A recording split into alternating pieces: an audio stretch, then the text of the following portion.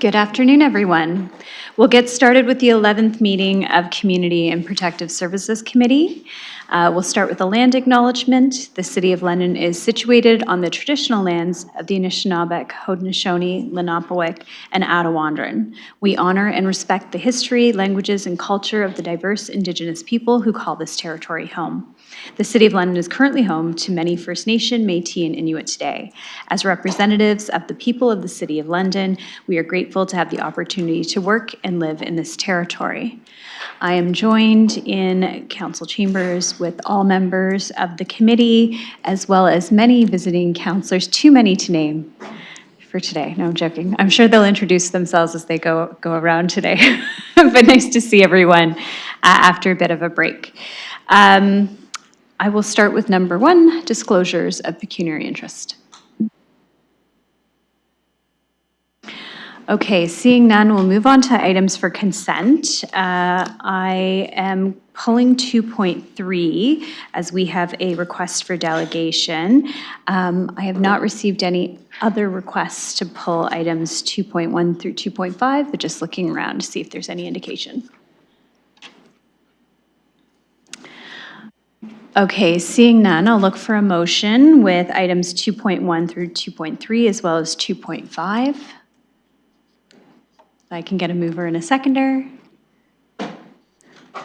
Councillor Hopkins, thank you. Councillor Pribble, thank you. And we'll begin discussion on those items. Looking for speakers.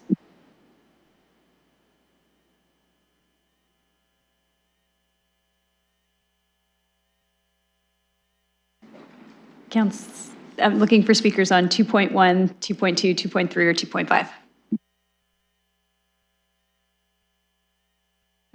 Okay, seeing none from... To the chair, I just want to clarify. Out 2.3. Sorry. Yes, sorry. 2.1, 2.2, 2.4, and 2.5. Sorry. Yes. Okay. Thank you. Okay, Councillor Pribble, go ahead. Thank you. 2.4. I have a couple of questions regarding this. The funding allocation on page 122. It's a great table, by the way, and it's a really good, valuable report with very solid information and recommendations. The table that we are looking at, could it be extended to additional columns such as service provider, services provided, period of time, expected results, and at the end of the period, if it was delivered, and if there is a variance or difference, if the last column would be successfully completed, not completed, and reasoning. I do understand this doesn't have to be on one spreadsheet, but on the other hand, during the last, I would say, couple of years, those are the things that we were hoping to get all on one page, all in one document. So if you can please comment on those potential additional columns that would provide us the additional information. Thank you. I'll go to Mr. John. Through the chair, yes, if that was the direction that council made, we would be able to put together those statistics on a table. Those are critical components of the contracts that we have in place with the service providers, so we would seek some legal assessment, but we would be able to provide that information. Councillor Pribble. Thank you, through the chair. Do we need to make it as a motion, or can this staff taken under their wings and deliver these columns, this information without us? Mr. John. Through you, Madam Chair, I'll start with this. So as indicated, we can start to do this work. We don't need a council direction on expanding that template. But as Mr. John indicated, we do want to just connect with some of our internal legal and procurement folks to make sure we don't over disclose what we're not supposed to, but we can expand that, no problem. Councillor? Perfect, thank you for that. So I will not be making any motions because staff is going to undertake it, and I do understand that there's going to be other department legal that will provide their feedback. So thank you for that. On page 125, the model matrix current model proposed standards model. How and when will we evaluate that we are receiving the best value, cost, and services within the standardized plan in front of us model? Mr. John. Through the chair, there would be multiple opportunities for council to be involved in that information. Following our RFPQ process, we would come back to council with the results of those RFPQs to be able to assess what service providers or applicants have put forward. And outside of the procurement phase, we would also be assessing through what the providers are obligated to adhere to in their contracts. So that would include evaluation frameworks that we would be developing, and then also reporting parameters as well. And this is also in alignment with our council-approved Housing Stability Action Plan, which includes a significant component of assessing the performance of the providers against contractual obligations. Councillor? Thank you for that. Another question. It states, provide a submission assessed against the benchmark cost ranges derived from current data. What would be the current data and how would it be determined? Mr. John? Through the chair, we would look at historical data for cost comparisons against the various service providers. We recognize not all service providers have similar historical cost. Emergency shelter might look very different than a recovery-based program, so we would look at historical data around what it costs to run different services and compare against that. Councillor Purple? Okay, thank you for that. I'm not against standardization, but a lot of times standardization, if we approve it, then it ticks off the boxes. You will run with the ball, you will run with it. When will be the point that you actually evaluate that even though it's within standardization, that there potentially could be something for same amount of investment that will be more valuable for our municipality. So it could be, again, what I call ROI. In this case, it could be, providing service, etc. But in this model, when will the staff, the civic administration, look at the big picture and not just tick off the boxes and run with the ball, that they will evaluate this big scenario thinking outside the box? Mr. John? Through the chair, so a lot of the standardization would come from our reporting requirements through municipal, provincial, and federal agreements that we have, specifically with HBP program and the Reaching Home program. So those standardization metrics would be based off of the foundation in those reporting requirements for different levels of government. We would also be laying out to council post the RFPQ process the different options that exist. We recognize that cheaper option doesn't necessarily mean the biggest return on investment. So while there would be some standardization, we would bring forth options for committee and council to choose. That would also include potentially higher cost services, but yielding a larger return on investment. Councillor? That sounds good. Thank you for that. And last questions. Providers will be expected, and then there are various areas what the providers will be expected to deliver. Are these expectations, will they be included in the contractual agreements?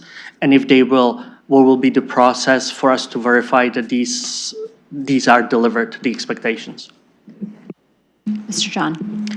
Yes, they definitely will be laid out in the contracts, and there's multiple tools that we have in place to ensure compliance as well, including our shelter guidelines for emergency shelters and transitional shelters. So we would lay them out in the contract, and we would also include them in reporting requirements for the various service providers as well. Our team would look at regular data that providers would be sending, and including in-person audits of programs as well. So we would look at it through both contractual obligations, but also in-person assessments of programs. Councillor? Thank you. In-person audits, will it be physical or will it be going through the paper what's submitted by the organizations? Mr. John? Through the chair, they would include a combination of both. Councillor? Thank you very much for the answers. No more questions. Thank you. I have Councillor Ferrer next, followed by Councillor Hopkins. Thank you, Chair. Sorry, I know that we're starting off a little slow from the break, so I'll try to get up to speed as fast as I can. Appreciate the report. I do want to ask about 2.4 as well, the Housing Stability Services Procurement and Delivery Framework and the new standardization that staff is proposing. And I understand that the report is pretty clear on the over-reliance of emergency shelter stays, kind of limits the long-term housing pathways that we're seeing. And I do see the report also kind of highlights the 306 shelter beds that are within the system right now. And I see that, like, the analysis that staff is undertaking regarding the impact of the unsheltered homelessness and outreach services and everything could lead to potentially fewer spaces with that standardized model. So I just wanted to get a clarification on that. would we potentially see with this standardization less shelter beds as an outcome for this? And then I would also ask, considering from what I understand, we're usually at capacity on all the shelter stays as it is. What happens to the individuals who are in those beds on any given night if we were to actually see a reduction in the 306? Mr. John. Through the chair, yes, we recognize that that might be one of the risks of undertaking this procurement process, that there could be a fluctuation in the number of shelter beds that exist. We recognize that there are significant budget pressures that the existing providers are facing, including challenges with cost of living increases and inflationary measures. And so with limited dollars, should council decide to approve the existing upset limit that we're presenting, and based on the results of the RFPQ and RFP process, there could potentially mean a reduction of shelter beds. Should that be the case, the report outlines that we would work to prevent and mitigate destabilization of the system. So we would look at wind down programs for existing beds, but potentially, again, the number of shelter beds may, should that be the result of the RFP process, reduce. It could potentially mean increased funding for the existing beds that do remain within the system. Councilor Ferreira. Okay, thank you. So I know that the report kind of showed that we're going through a process. We're going to do an RFPQ, I think it was, and then we're going to go through some stages and then get to the RFP stage. So we don't, from what I understand, we don't really know what the potential limits could be, or a limit at all, which is why I'm okay with voting on this as a consent right now, but that could change in the future. I just want to know, if we're not going to be increasing the upset limit of the 10 million and change, that potential reduction in those beds could be there. And I do agree with the report and, you know, the standardized model and trying to have people get on actual pathways towards housing. I do like that. I'm not necessarily liking the idea of losing those shelter bed stays, because then what happens in the now? And that means more people on the street. And that's ultimately what I don't want to do. So if you could, like, is there any kind of, I guess, looking at that and just kind of the current system right now, is there any current annual cost per bed, per shelter that council could maybe get their hands on to also digest that? Is that information something that we could get? Mr. Dickens. Thank you, through you, Chair. We do have some of the operating costs per shelters now in terms of what those cost breakdowns are on the administrative side, on the participant side, on the operating side. We could try to look at what that looks like on a cost per bed, recognizing this whole report is to try to get us to a better spot of standardization. So when you compare cost per bed, you're actually comparing similar beds and not different service levels, different service standards. No, we're not looking for the same. We're looking to standardize a fair bit of this. And I think, to your point, we don't want to presuppose yet at this point what we will get in those RFPQs and those pre-qualifications. What we do receive will form the basis of what we come back to council with and say, here's what we're going to scope out as an RFP, and we need you to give us direction of if those are the things you want and the services you desire and the upset limit that you would like to have. We just know that to your point, funding is finite. Yes, we do receive $20 million from the provincial government through HPP, but that has remained the same for the last 3 years. So we can't come before this committee and say we want to do a procurement on the emergency shelters and, you know, increase that spending by 20% to match the true costs of what people are facing. We're presenting with we want to go into a pre-qualification without expanding our existing envelope, go through that process, see what we get in return. Are there other funding partners that can come to the table? Are there other donated dollars that can come to the table? Are there other groups that provide assistance that can come to the table? We need to find that out through this qualification process, and then we'll be in a better position to start to compare apples to apples and come back with an RFP that ultimately council will direct.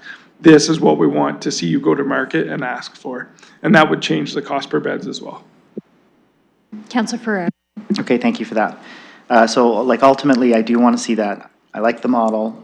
I like the throughput that we're seeking and getting individuals in more permanent housing and not relying onto the shelter capacities. I like all that. I just don't want to see the 306 get reduced, which means, in my mind, more people on the street. So Whether that's, I don't know how that works, if we have other community partners kind of involved, maybe we do get a little bit more injection on HPP funding to help with this. I don't know how it looks in the future, but ultimately, if I get something coming to council where I see that we have something that will translate to more people on the street, I'm not going to be supporting that. I just don't want to see that. So I would like to see the ability to keep the capacity as we have, get into the new model, transition into the new model. That doesn't mean more people on the street in the meantime. And once we have that throughput working on the new model and we know for sure that more people won't end up on the street, then I would be more willing to move towards maybe reducing that side of things. But that's just kind of my comments right now. So I'm going to support this as it is. I know there's a process here. So those are just my comments. I appreciate the work. I appreciate the direction. Just my concern is just that one piece. Thank you. I had Councillor Hopkins next. Thank you, Madam Chair, and I would like to just make a couple comments on the consent items, mainly 2.2, which is the London Community Grants Program. I am just totally amazed about the need in the community for this program. 3.9 with 22 applicants, it really shows the need and the importance of this program. Very supportive of 2.2. Going forward to 2.4, the housing stability. Want to thank staff. There's a lot of work that went into this. I can see we're changing the framework, we're changing the way, and I appreciate what Mr. Dickens said about the stabilization and the standardization more of everything moving forward, and the challenges as well as we deal with the affordability concerns as well as economic pressures. So how we balance all that, a report will be coming back to us, but really appreciate the phase framework that we're going to be entering into, and also more reliance or more support for supportive housing and housing stability. I think that is something that I think we need to do a better job at, and I can see that being an important part of the framework. And with that, those are my comments. Thank you. Looking for other speakers? I have Councillor Stevenson next. Go ahead.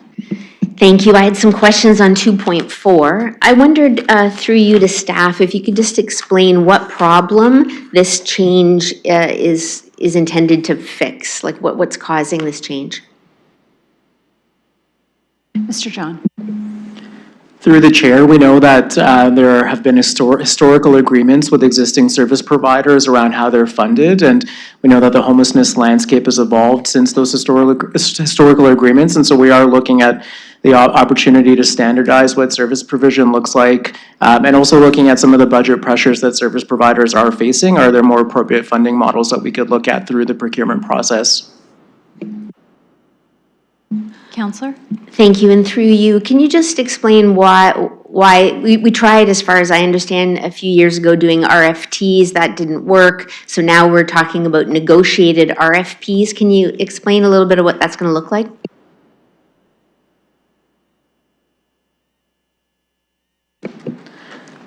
Thank you, through the chair. Thank you. Go ahead.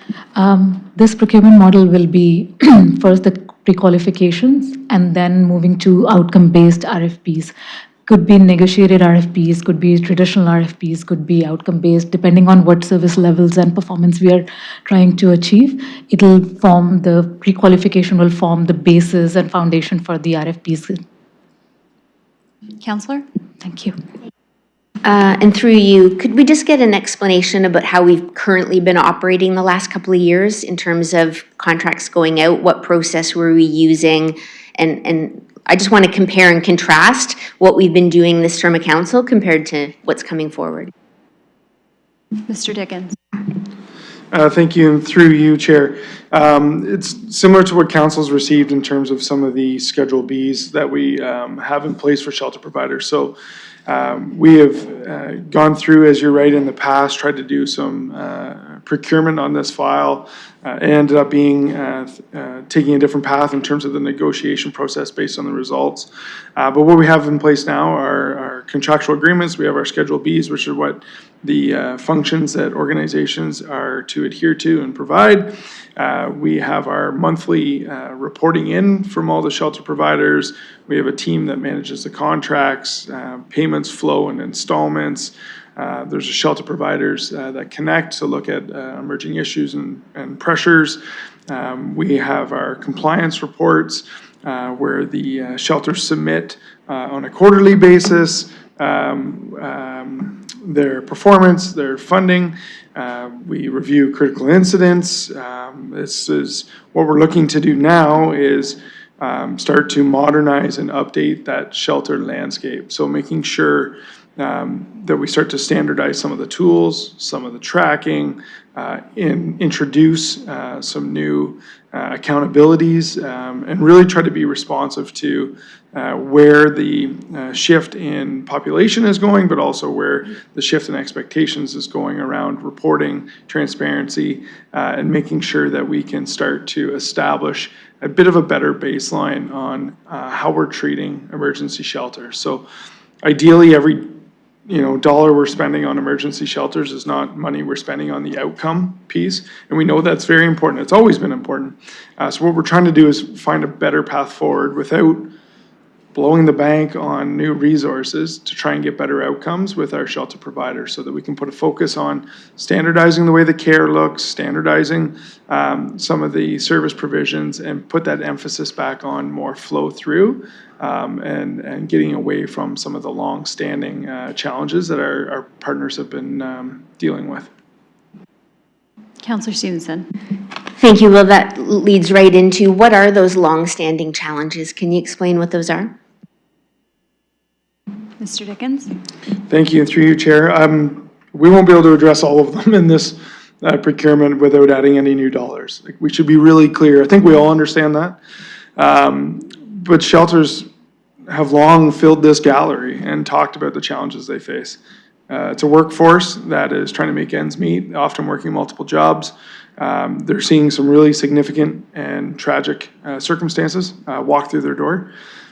We talk about a broken system, and that is not just those that are at the last point of providing those that are unhoused with service. It's the broader system. So when you have people showing up at shelters with open wounds, catheter bags, things like that, that has been an ongoing challenge for our shelter providers to deal with. They're not trained to deal with that, so they do the best that they can, and they engage other partners to deal with that.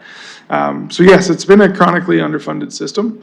We're not sitting before you with a report that says, hey, we're going to solve that problem.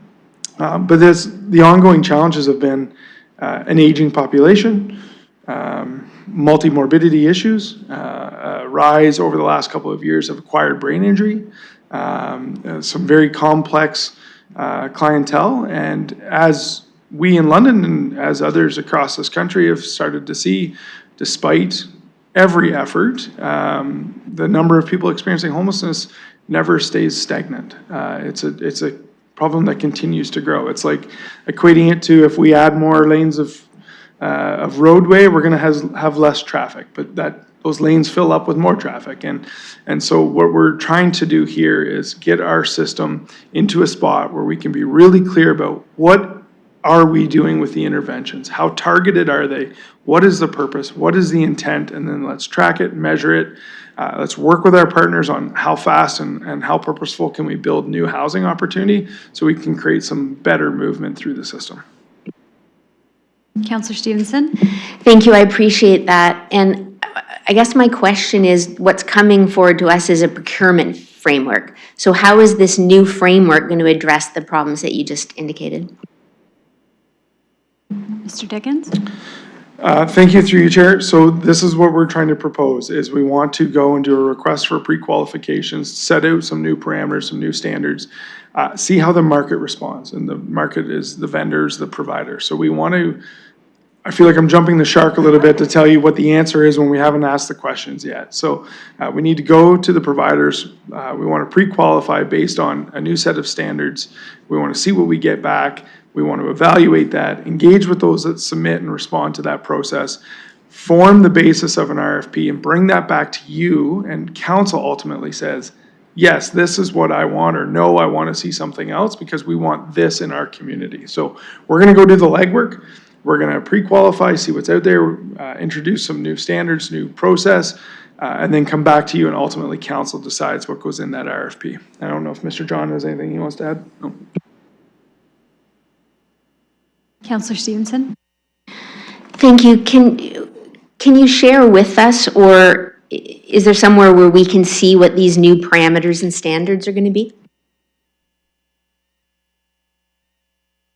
Mr. Dickens or Mr. John, sorry.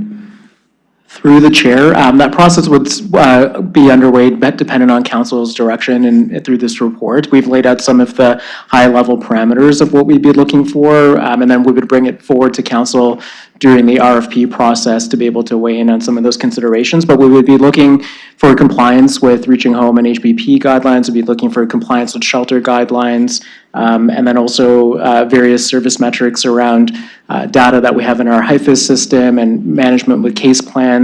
Some of those parameters have been laid out in the report, but we would continue to iron that out as we move through the procurement process. Counselor Stevenson? Thank you. I guess one of the concerns that I've seen through this term of council is that council isn't participating right at the forefront of what we want, and then we get into the situation of we get brought things later that maybe we hadn't reached a preliminary agreement on. So I always think it's better to get the policy direction, find out what it is that council wants on behalf of Londoners, and then go out and do the pre-qualification. So is there a way for us to get those detailed the qualification parameters, and we could approve them prior to it going out, so we ensure that we're setting ourselves up for success here? Ms. Aurora? Thank you, through the chair. We will be working together on building the parameters for the qualification. Qualification is no commitment, no claim. So then after the qualifications are done, then we will be coming back to committee and council for their approval on the parameters for the RFP. What can be the outcomes, what is desired to be included in the scope. All of those parameters and reporting and KPIs, contracts, KPIs, matrix, all of that will be provided in the council report. Thank you. Counselor Stevenson? Thank you. I'm wondering why we can't see the qualifications for the RFPQ, though. Like, I would like to know what the parameters are that when we're qualifying people before it goes out. Mr. John? We've laid out some of the high-level perspectives in the council report around what would be expecting of the various service providers within each of those category areas. But this particular report is really focused on moving forward with an RFPQ process and setting upset limits through council direction. Should we be directed back by committee and council to bring forth that information, we could look into that. Counselor Stevenson? Okay, thanks. I don't know how the other committee members feel, but I really want the details. This really matters. It's one of the top priorities for most of us, and so having those details ahead of time, I think, is good. It talks about, in the first executive summary, it talks about reducing service concentration risk. Can that just be explained? Mr. John, go ahead. Through the chair, we recognize that we want to look at mitigating an environment where services are limited to a single provider operating in that particular landscape. If, for an example, could be drop-ins, we want to maybe potentially look at diversifying the number of providers that are offering those services. So really it's just looking at opportunities to diversify service provision. Counselor? Thank you. Will there be any consideration about geographical concentration risk? Mr. John? Through the chair, that would be something that we would assess in our RFPQ process. We would want to be able to ensure that services are accessible for clients as they need them. Counselor Stevenson? Thank you. I'm talking about the identified over-concentration of services in certain areas and the risks to the neighborhood businesses and public in general. Is that being considered here? Mr. John?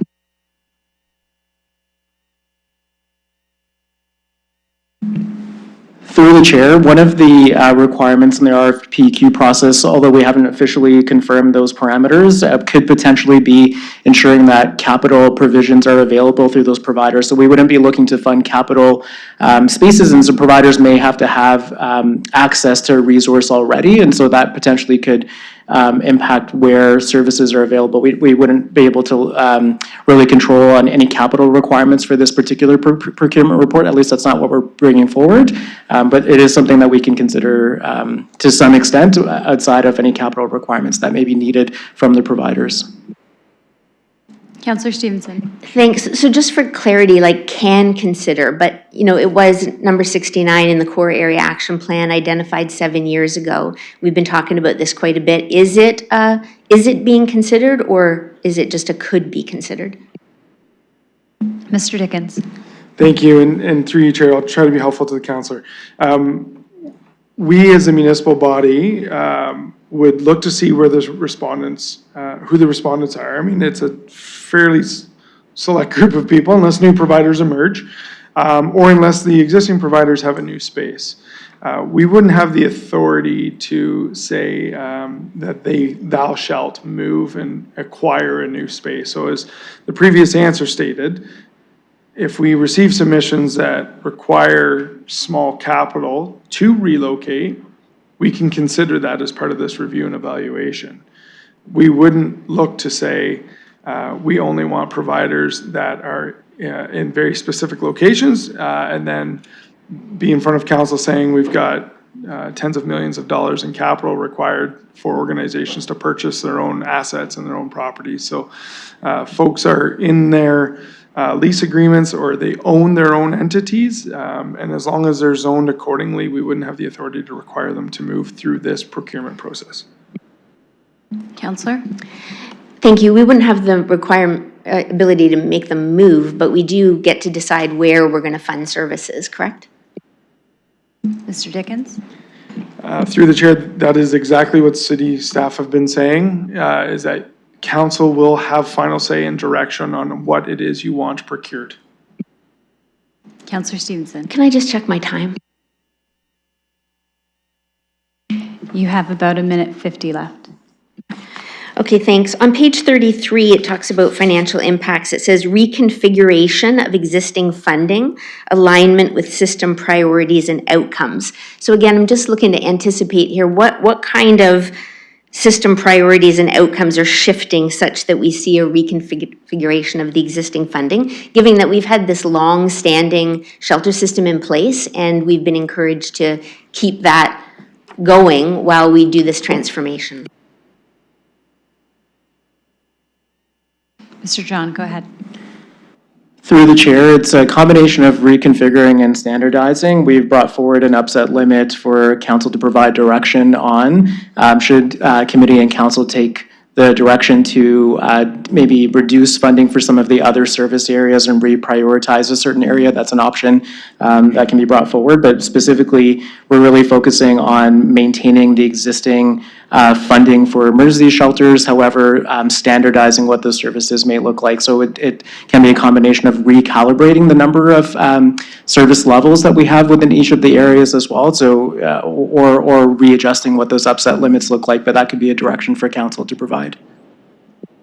Councillor Stevenson. Thanks. Just trying to understand the direction we're going to, because we've been hearing since 2023 there's going to be this transformation of the system and we're moving away from shelter beds. At the same time, we've added 130.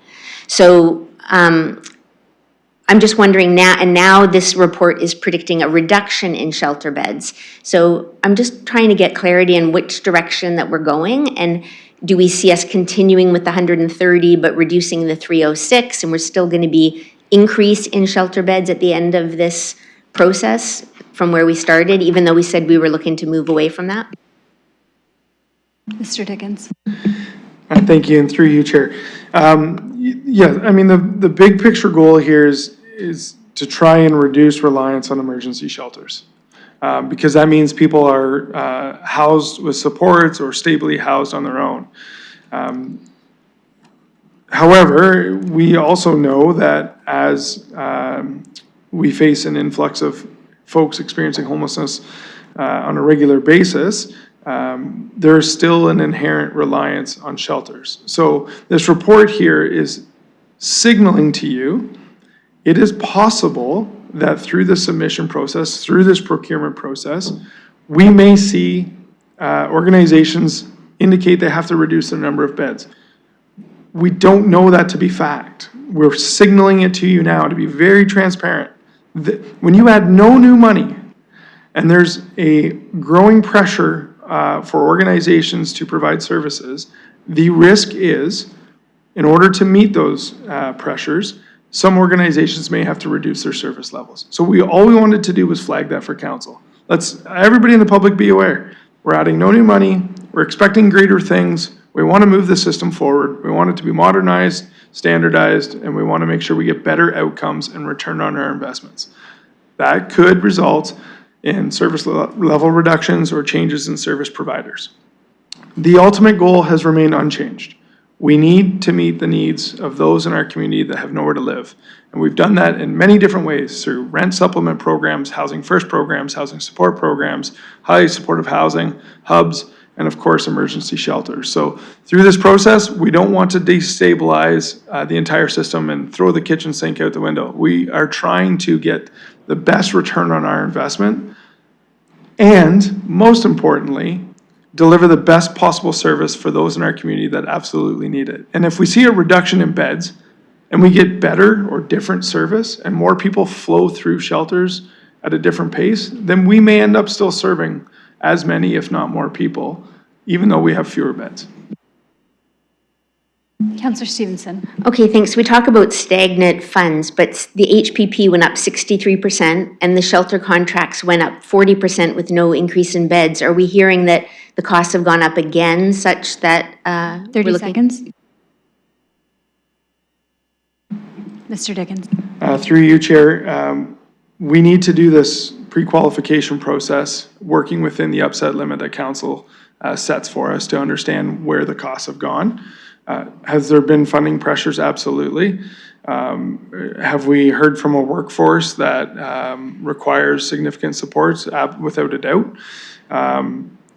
And yes, there was a moment in time post-pandemic when the HPP allocation increased, and it coincided with a change in the funding model and with the data that the province used to determine and calculate service manager funding. So yes, it went up, and it was a wonderful right sizing, and it has stayed flat ever since. As service manager, you, council, have the ability to prioritize where that funding goes. And what we're suggesting is direct us to go do some work within our existing envelope, within the existing upset limit, see what you can get, come back to council, and then you direct us what that looks like for on-the-ground service delivery procurement. You can make decisions along the way that you want to shift dollars, as Mr. John said, away from one area and invest it here or invest it in other places. But our envelope is going to feel pressure, whether that is in providing wraparound care to folks in highly supportive housing or whether it's in an emergency shelter or somewhere in between. 20 seconds, Councillor. Page 77 to 79 continues on about the focus of mitigating the potential harms of substance use and the structures which create harm for people who use drugs. Is this a problem with the HPP and the Ontario government's commitment to move away from this model? Mr. Dickens. Through your chair, actually contrary, the HPP guidelines actually make reference that harm reduction is a service that is allowed under the HPP guidelines. It might differ from political speeches or what we've seen with the Ministry of Health, but in this particular ministry, HPP, it's actually referenced as part of the guidelines. Could that be 6 sent seconds. out to me as a councillor? Pardon? I'm wondering if I could get the link to that reference that was just made. Mr. Dickens. Yeah, the HPP guidelines are a document that are sent to us by the provincial government, so we can circulate it to all of council. Thank you. That's your time, Councillor. Looking for other speakers on this item? Councillor Trasso. Thank you very much, through the chair. I wasn't going to say anything because I thought this was a really good staff report, and I'm glad it was on the consent agenda. I thought it was very thorough. I think this is an example of the kind of report that I think is the right mix between staff expertise while leaving council space to make policy changes. And so I'm listening to a lot of these questions, and I think it's important for one of us to just say, thank you for this very good report. That's all. Other speakers? Councilor Preble, can you take the chair, please? I have the chair, and I recognize Councilor Rahman. Thank you. I will start with 2.1 for our friends in fire that are here joining us today. Thank you for the first willingness to take on this additional responsibility. I do not have questions. You do not need to move seats. I just wanted to provide some comments. But I was pleased to read the report. I understand the need and the necessity for this type of service in the region, and glad that we are taking this additional training opportunity as well. And the one thing I did have concerns with was the insurance, the discussion around insurance. It's good that the province is acknowledging that this is something that needs to be discussed further. I also like that we have a strong out clause as well. So thanks for your work on that. 2.2, just wanted to say thank you to the team for their work on capital funding allocations for 2026. I was pleased to see the submissions that came through, noting that we did have one submission that ended up not being able to be fulfilled. So just wanted to give staff an opportunity to comment on maybe what happens with that funding. Thank you, and through the chair, the organization told us after the community review panel had made the decisions, so there wasn't, it was not within the time frame to go back to the panel for review of current projects. So that money will stay in the reserve fund, and we will only request from finance the money that we'll be expending. Ms. Smith, she beat me to the mic. Going back to the councilor, any follow-up? Thank you. Okay, thank you. And just wanted to comment again on 2.5. Thank you for your work on engagement of the auditor services. That's all I'll say about that. Moving to 2.4, I will thank staff for the report. It is very thorough and detailed and gives us a good indication of where things are heading. The signaling is, I think, important and good to be in front of us. I did have some concerns, though, as I was reading the framework, around some of the services that we've undertaken that do not or would not be part of the procurement process, and how those are evaluated and considered. So, thinking about, for instance, Cronin Warner, and I really do think it's important that we are using the procurement and delivery framework accordingly, and that we're able to look at like versus like and look at the amount of money that we have available. Just wondering if staff might be able, through you, Councillor, through Presiding Officer, comment on that and what their thoughts are about going forward with a procurement process for any of those types of services that we've approved through one-time funding or through previous multi-year budgets. Thank you, and going to the staff for their feedback. Thank you, and through you, Mr. Presiding Officer. So when we issue the request for pre-qualifications, organizations that are currently receiving one-time or time-limited funding, and they feel like they fit within that call for proposals or the pre-qualification process, could certainly submit and respond to that procurement process. So organizations that know their funding is coming to an end, if they feel like they have the ability to and they match what we're looking for, they could certainly submit and participate in this process. We would then make that as part of our report back to council to say, this is what we've received and this is what we think we can put together for you to consider and direct us to pursue. So that may include the addition of some one-time beds as well. I think as an organization, you're looking at the city doing a procurement that has the potential to be a little more stable and permanent in funding. You may want to be a part of that process. Thank you, Councillor. Any follow-up? Thank you, and through you. And how much work do we do in advance of the pre-qualification? Let's call them pre-conversations around maybe some of those opportunities and how an organization can fit within the parameters that we have within our shelter frameworks. And going to the staff for response? Thank you. Through the chair, we will start working on the parameters and scope for pre-qualification right away. So we are hoping to have the pre-qualifications published in November or October timeframe to give enough time for the agencies and service providers to work through the Christmas break as well, and then have the proposals back and evaluated by January. Thank you. Thank you, Councillor. Thank you. I appreciate the update on the timeline. I guess maybe just to better explain my question, what kind of conversations would we have with providers maybe that did receive one-time funding around what are some of the ways that they can participate in the procurement framework? Is, how much engagement do we have beforehand, or is it really the responsibility of the provider? And going to the staff for response? Thank you. Through the chair, we will be building information sessions within the pre-qualification. Also, we are targeting to aggressively market this open competition so that all the service delivery service providers get an opportunity to look for it. That's why we will be having it open for a longer period of time. Thank you. Thank you, Councillor. Thank you. I appreciate the feedback. Yes, I understand the direction and where we're heading with our housing stability services procurement framework, and how limited our funding is. I do, though, wonder how much from an advocacy perspective, if we go through this step, we go all the way to January, and we realize that we have a lot fewer beds.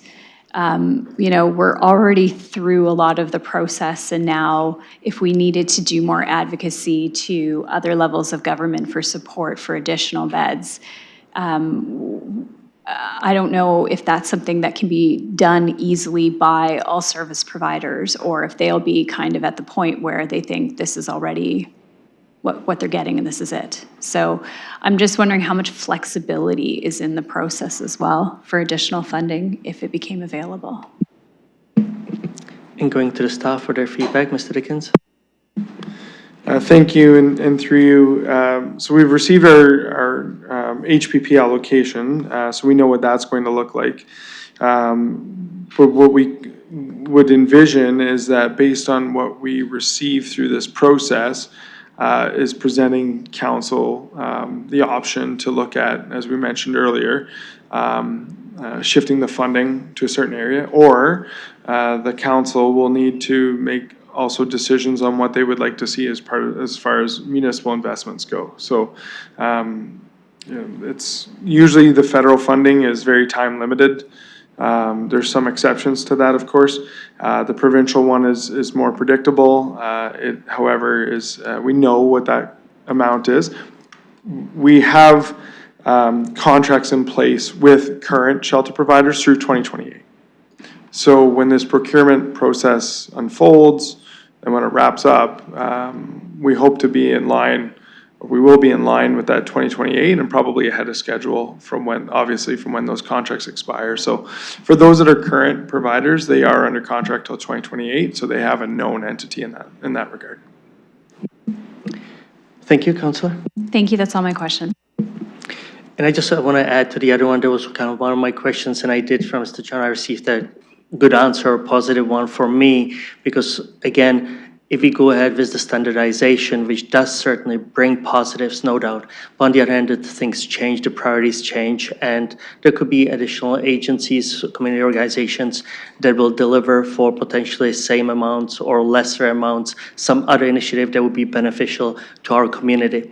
So I'm glad that the way it was answered, because I do believe that that process will be there as long as we stay to it.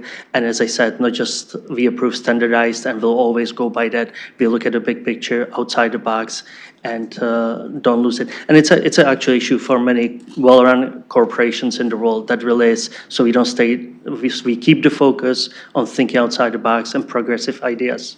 Thank you. I have no more. Returning the chair to Councilor Rahman. Thank you. I have the chair looking for any other speakers.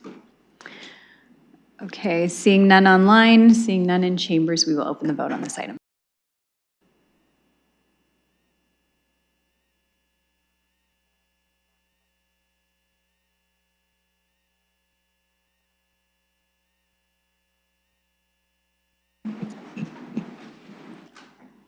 Closing the vote, the motion carries 5-0. Okay, we are on to items for direction. Under items for direction, we'll deal with item 4.1 first, the sixth report of the Environmental Stewardship and Action Community Advisory Committee. I'd look for a mover and a seconder.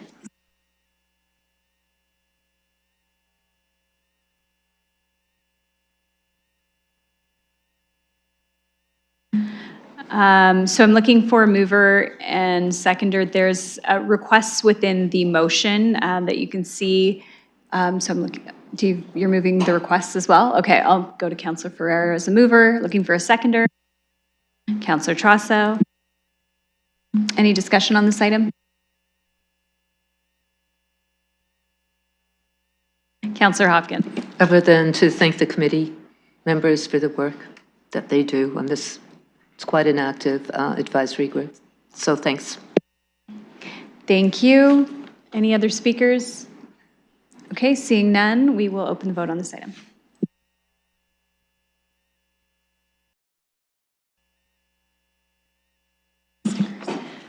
Closing the vote, the motion carries 5-0.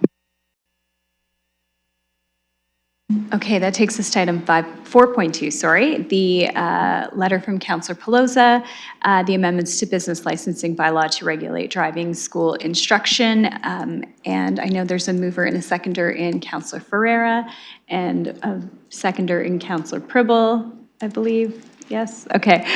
Now we're fighting it out for seconders, but that's okay. I will go to Councilor Pelosa if you want to introduce this motion. Thank you, Madam Chair, for having me at your committee, and to the mover and seconder. This is a longstanding issue in South London and unique to the area as we do host the regional drive test facility. Have been working on it with residents since I joined council. Just want to let committee and council know that this was prepared in partnership with with Ms. Pfeffer. The timelines for Q2 2027 was laid out by her for her team of what's going to work for them.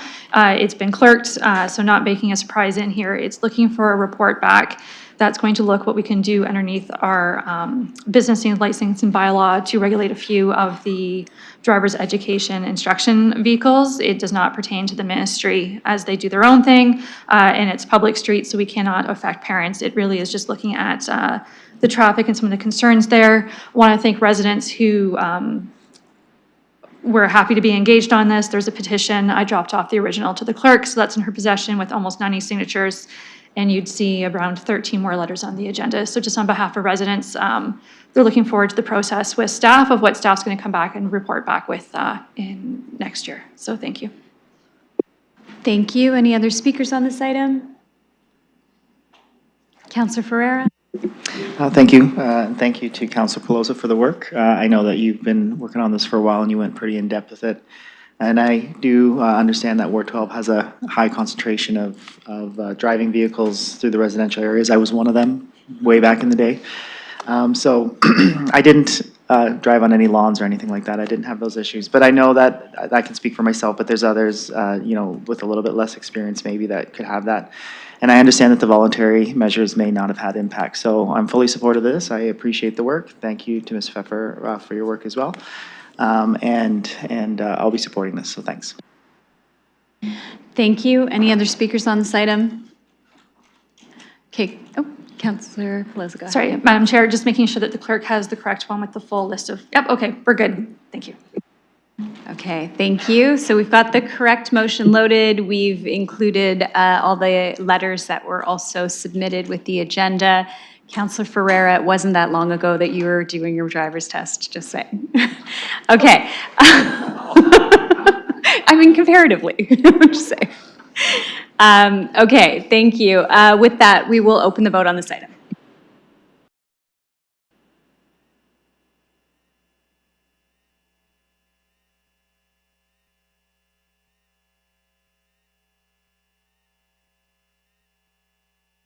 I'm just not that fast logging in. I'm in favor. Closing the vote, the motion carries 6-0. Thank you. That takes us to item 4.3, which is Councillor Frank's pilot program for air conditioning support for low-income seniors. I'm looking for a mover and seconder to get this item on the floor, and then I will, okay, Councillor Ferreira, I have Councillor Hopkins, too. Lots of movers and seconders. I'll go to Councillor Frank to introduce her motion. Happy to, and I've covered off most of my items in the letter, so if folks want to refer to that, there's a lot of data points. This has come up in discussion with residents in the area as well as with staff, and looking into opportunities to provide air conditioning to seniors who are the hardest hit when there's a heat wave. And we saw in the first week of July an 8% increase in relation to heat-related calls, with over half being seniors. And this is something I think would be able to address. There's a small gap essentially in our programs that leaves seniors vulnerable, especially low-income seniors. Those on ODSP and OW or underneath of the low-income cutoff are able and eligible to access air conditioning subsidies through discretionary benefits. However, seniors who are on OAS or CPP might just make above the low-income cutoff and therefore not qualify, but also not really have enough money to be able to invest in an air conditioning unit. And I see this additionally not only being good for their public health and trying to keep them at home and healthy, but also as a cost-saving mechanism. You know, a one-time purchase of an air conditioner is actually a financial benefit, because then it reduces calls for EMS and emergency services, which in the long run could be seen as an operational savings. So there's a bunch of different points in the letter, but that's the gist, and hoping to have staff report something back in early next year to the next council in regards to a pilot program, probably modeled off of what we have existingly, but just trying to capture that demographic of low-income seniors that's not being addressed through our existing programs. And I'm happy to answer any questions, and staff are, I believe, well aware of this as we've discussed it a couple times. Thank you. Looking for other speakers on this item. Mayor Morgan. Yes, so I appreciate the council bringing this forward, and I certainly support the notion behind it. The gap that I see in the construct of the motion is that there are discretionary benefit programs that some people qualify for, and part of the councilor's challenge is there are income thresholds where people could be on certain government benefits at both the provincial and federal levels, but not actually have the ability to have this. And if federally, there should be, I think, a discretionary benefits program, just like the province has to some of these. And so, part of my thinking on this is that there has to be a piece of this that is an advocacy piece, because this is going down the path of the municipality basically once again filling a gap that could be a provincial or federal gap filled.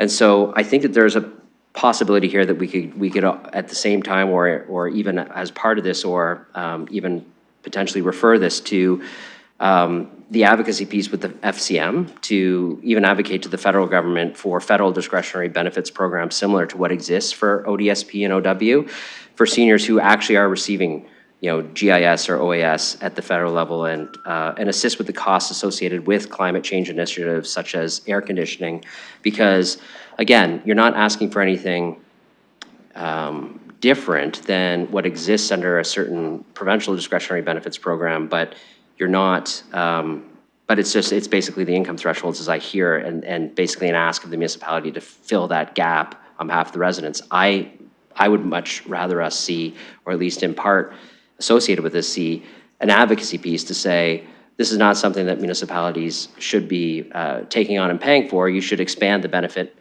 programs, both provincially and federally, to capture this group and this need adequately. So I'm happy to put that out there for discussion. I'm not sure, I didn't come prepared with a particular motion on this, but I think that that has to be a piece of what we're doing here. Otherwise, we're simply filling a gap again. So we could design a program, but my preference is that the federal and provincial governments take on that program financially and provide those income supplement programs, which again, we don't do at the municipal level. That's what's done at the provincial and federal level is the income support programs. This much better falls under that jurisdiction of government, but I don't for one second disagree with what the councillor is attempting to do.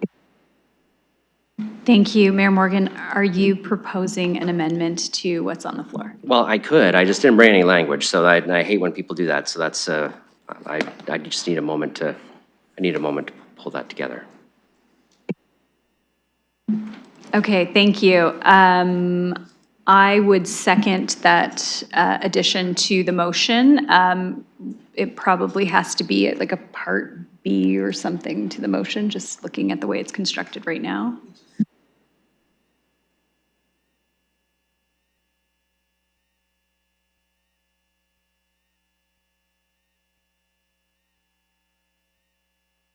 Would you like to help craft some language for part B as an amendment?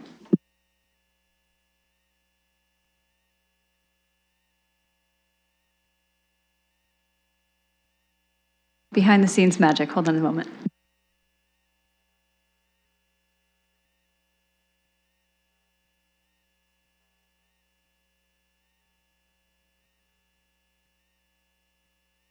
So thank you to Ms. Skalsky. Okay, so this is what she's prepared, that the motion be amended to add a new part that reads as follows. The mayor be requested to advocate to the Federation of Canadian Municipalities, FCM, for funding opportunities to support a pilot program to provide free or subsidized air conditioning units to low-income seniors in the City of London, including through existing or future climate resilience housing or community well-being funding programs. Did you also want an and around advocating to the federal government?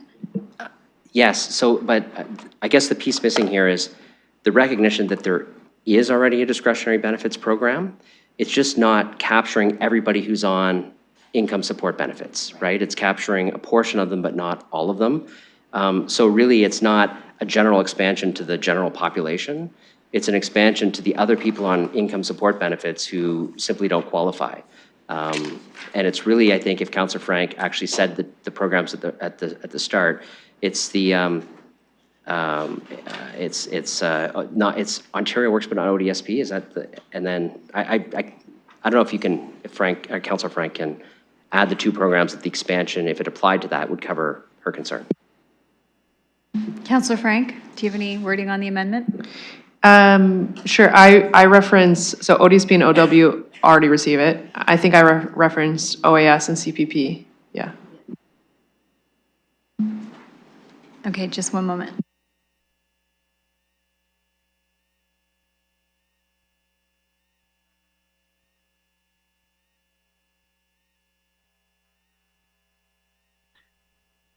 Madam Chair, Yes, go ahead, Deputy Mayor. if I can be of brief assistance here, I think the programs you want to refer to are OAS and GIS. CPP requires a pensionable contribution, but the guaranteed income supplement and the old age security do not necessarily require that. And so those are more equivalent to OW and ODSP.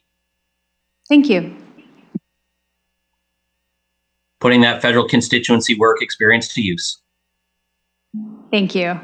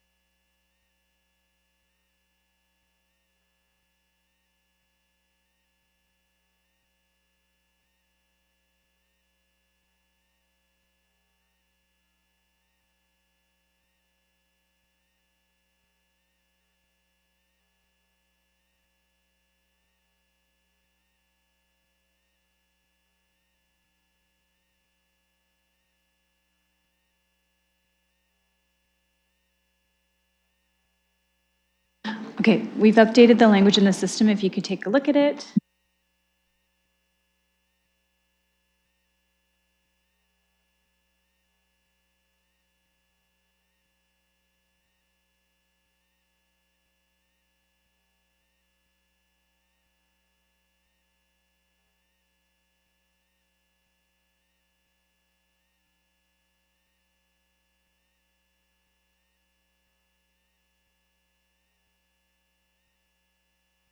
Okay, so the language has been prepared to just add the extra layer of advocacy. It's in the system available for those to review. So we will move to conversation on the amendment for this item. Any speakers? Councillor Hopkins. Yeah, I just want to, the advocacy piece I think is really important, so thank you to the mayor for that. I think having this conversation is very important, so thank you to Councillor Frank for bringing it forward on seniors. As a senior, I could say that my heart does beat faster in the heat, and the challenges of not having air conditioning, I could not even imagine. The discomfort and the health and the ill effects that your body would have to go through. So again, the more that we can do and continue the conversation around supporting seniors, especially on that low income threshold, is very important. So thank you. Thank you. Any other speakers on the amendment? Okay, seeing none, we'll open the vote on the amendment.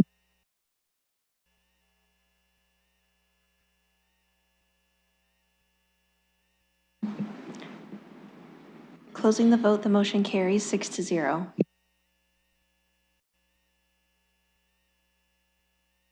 So we're back to the main motion as amended. Looking for any speakers. Councillor Chassa.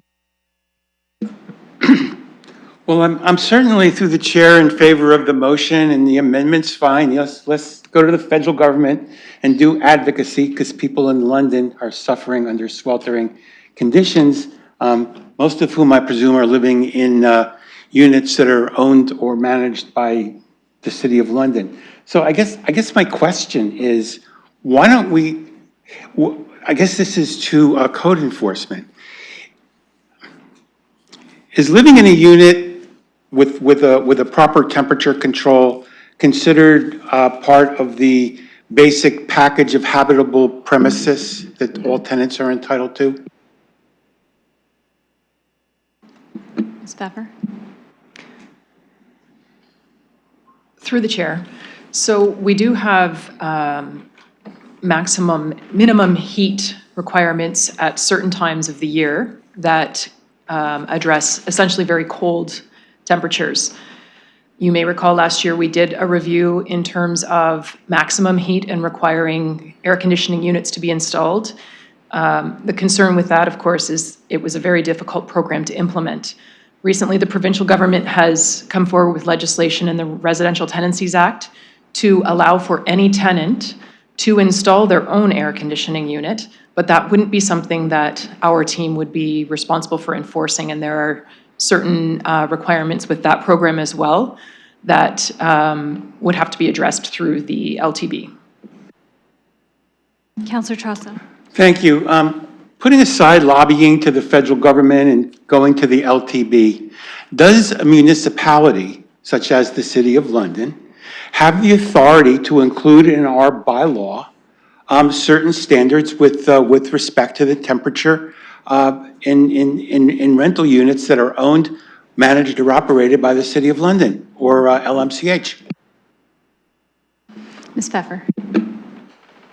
Through the chair, yes. The short answer is yes, we do.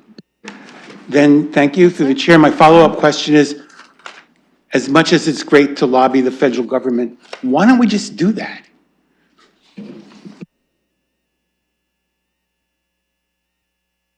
I'm sorry, that's more of a rhetorical question for council, but given the fact that we have the ability to do it, could I offer an amendment that says something to the, that says, council? No, I'm not going to try to write that here, but like where I'm going with this, and I'll bring something up at council is why don't we just mandate that at least the rental units that we control through our service manager and through our contracts provide this level of decency to our tenants. It's something we can do. It's something we should do. And while I appreciate Councillor Frank coming forward with this motion, and while I appreciate the mayor pointing out improvements in how we can advocate to the federal government, let's just do this. And I'll be putting that forward as, in the form of a more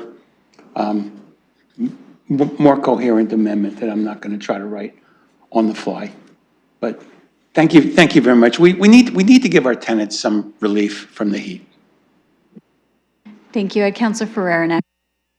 Thanks, Chair. Just briefly, I just want to say I totally support this motion. I've had a few people reach out just talking about just the dealing with heat in general, especially individuals who don't necessarily have a good airflow through their windows, even with the windows being open. So I think this is definitely something that I would support. When Councillor Frank reached out to me and asked me to move the motion, I was like, yes, right away. I think I was like 30 seconds after that text came through. I really appreciate the work that Councillor Frank put into this too. The data points that you brought in, you definitely did your due diligence on that. And I will be supporting the amendment to the motion as well. I think advocacy is a way to go, and see if we can get some, to open up the GIS and the other supports there to see if we can get a little bit more discretion on that. But fully supportive of this, so thanks for the work, and I'll leave my comments there. Thank you. Looking for other speakers.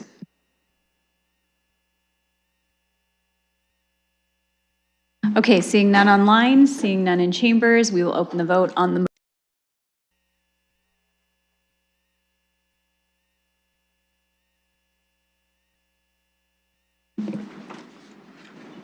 Closing the vote, the motion carries 6-0. Thank you. That takes us to item 4.4, which is the Mayor's City of London Special Constable Program communication. I will go to the Mayor to move your recommendation. Yes, so I'm happy to move the recommendation. I just want to be clear, given some of the feedback that came in, is that this is actually not the decision point at all on special constables. Essentially, what we have is a situation where we have a consultant's report. We don't have a recommendation from our staff. We don't have an analysis of whether it's right for the city. We don't have an analysis on how it impacts other services. We don't have the details of the breakdown of the current contracted services that we already spend about 2.9 million on. We know other municipalities have done this. I've spoken to some of the mayors, including Mayor Patterson most recently, about how it's working in their cities. And I think there's merit here to have the conversation as a municipality, but we've got to do that with an actual staff analysis and recommendation in hand. So I'm happy to put the motion to kind of proceed down those steps of going to the next step on the floor. I know staff can answer probably lots of questions, more than I can on the work that's been done to date. And I'll kind of weigh into the debate after I hear what some of my colleagues think. But I just wanted to be clear.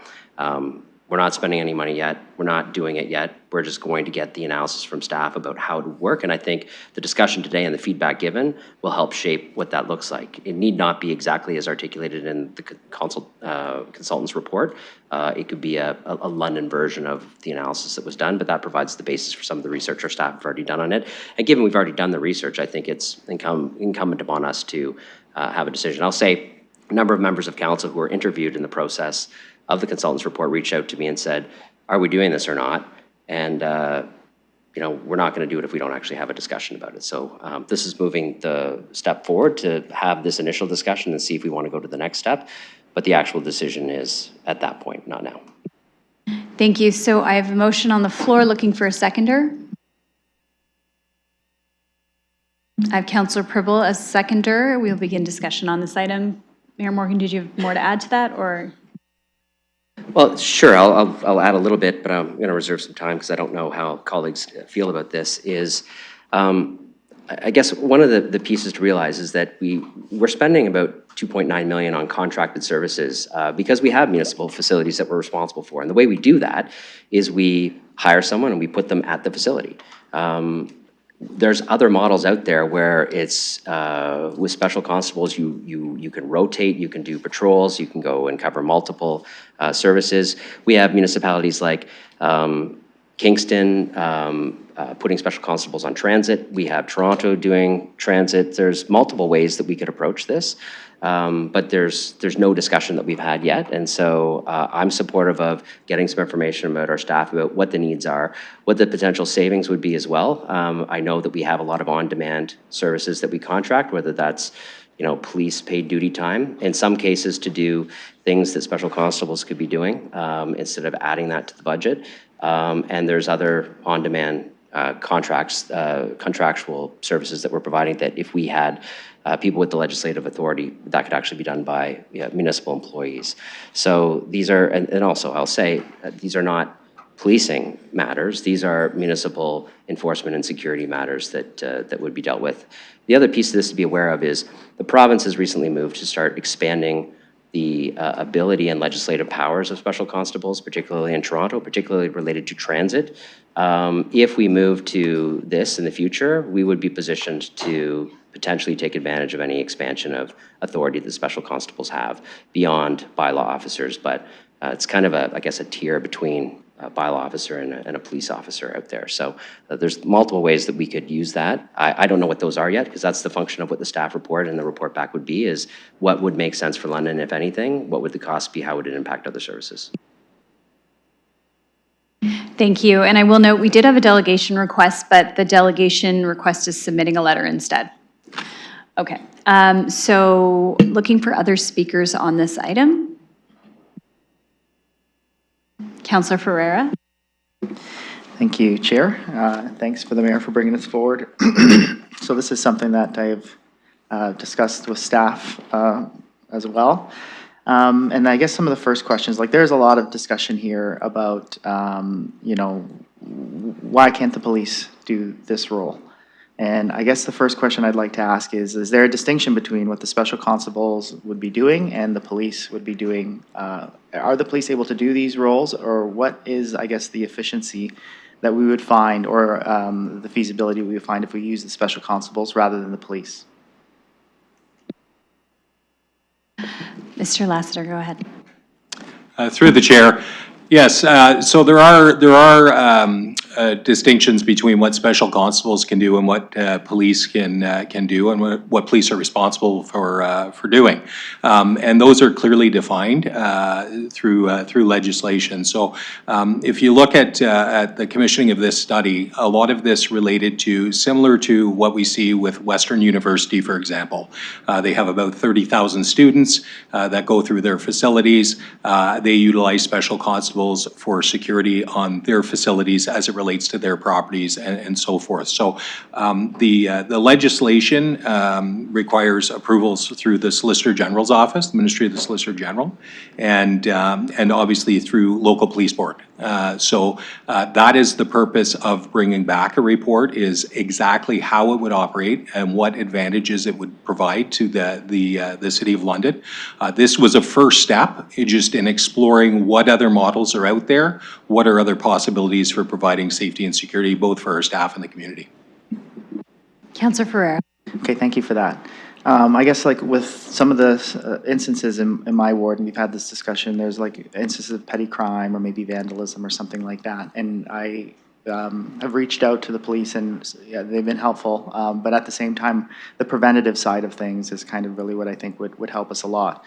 If we were to go with this, well, obviously there's a report coming back, so I'd like to see what that report is. But if we were to see something like this, would there be the preventative side? Like the special constables would be kind of fulfilling some of the duties there, and maybe even taking over some of the spaces where we have staff already that might be working in that space. Would there be a preventative instance here where officers would be able to just kind of keep eyes on certain areas, especially when it comes to crime that we see at certain buildings? Would we have that aspect with this? Like, do we foresee that? Mr. Ladouceur. Yeah, I don't want, through the chair, I don't want to go too deep into to what the report will provide once the deeper analysis is completed. But I can tell you that there are preventative measures now with our corporate security that attend events and operate within our rec centers and other city facilities. So that would be no different than with special constables as well. They would be basically provided with other capabilities and enforcement authorities and I want to be really clear that this is not a replacement for policing. It's an addition to alleviate some of the pressures that police experience in higher priority calls. The same reason Western employs special constables, the TTC, other municipalities as well. So yes, there'd be a preventative component to this as well, just like there is at present. Councillor Ferreira. Okay, thanks for that. So I guess it wouldn't be like a policing component. Like one question that I've been getting quite a bit is, we've had a historic police budget that we approved here at council, and we're looking into something that may not necessarily be policing, but special constables sounds like a police component. Is there the ability to maybe, and I know this is a future thing, but can we reallocate some of the police budget to pay for this in the future? Is that a possibility? Mr. Ladouceur. Through the chair, I don't think it's appropriate for me personally to speak on the police budget or how they would allocate funds for a project such as this.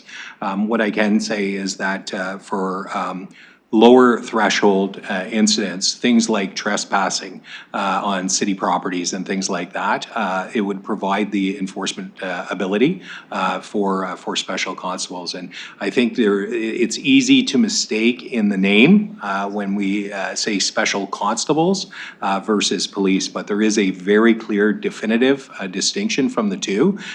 This is, filling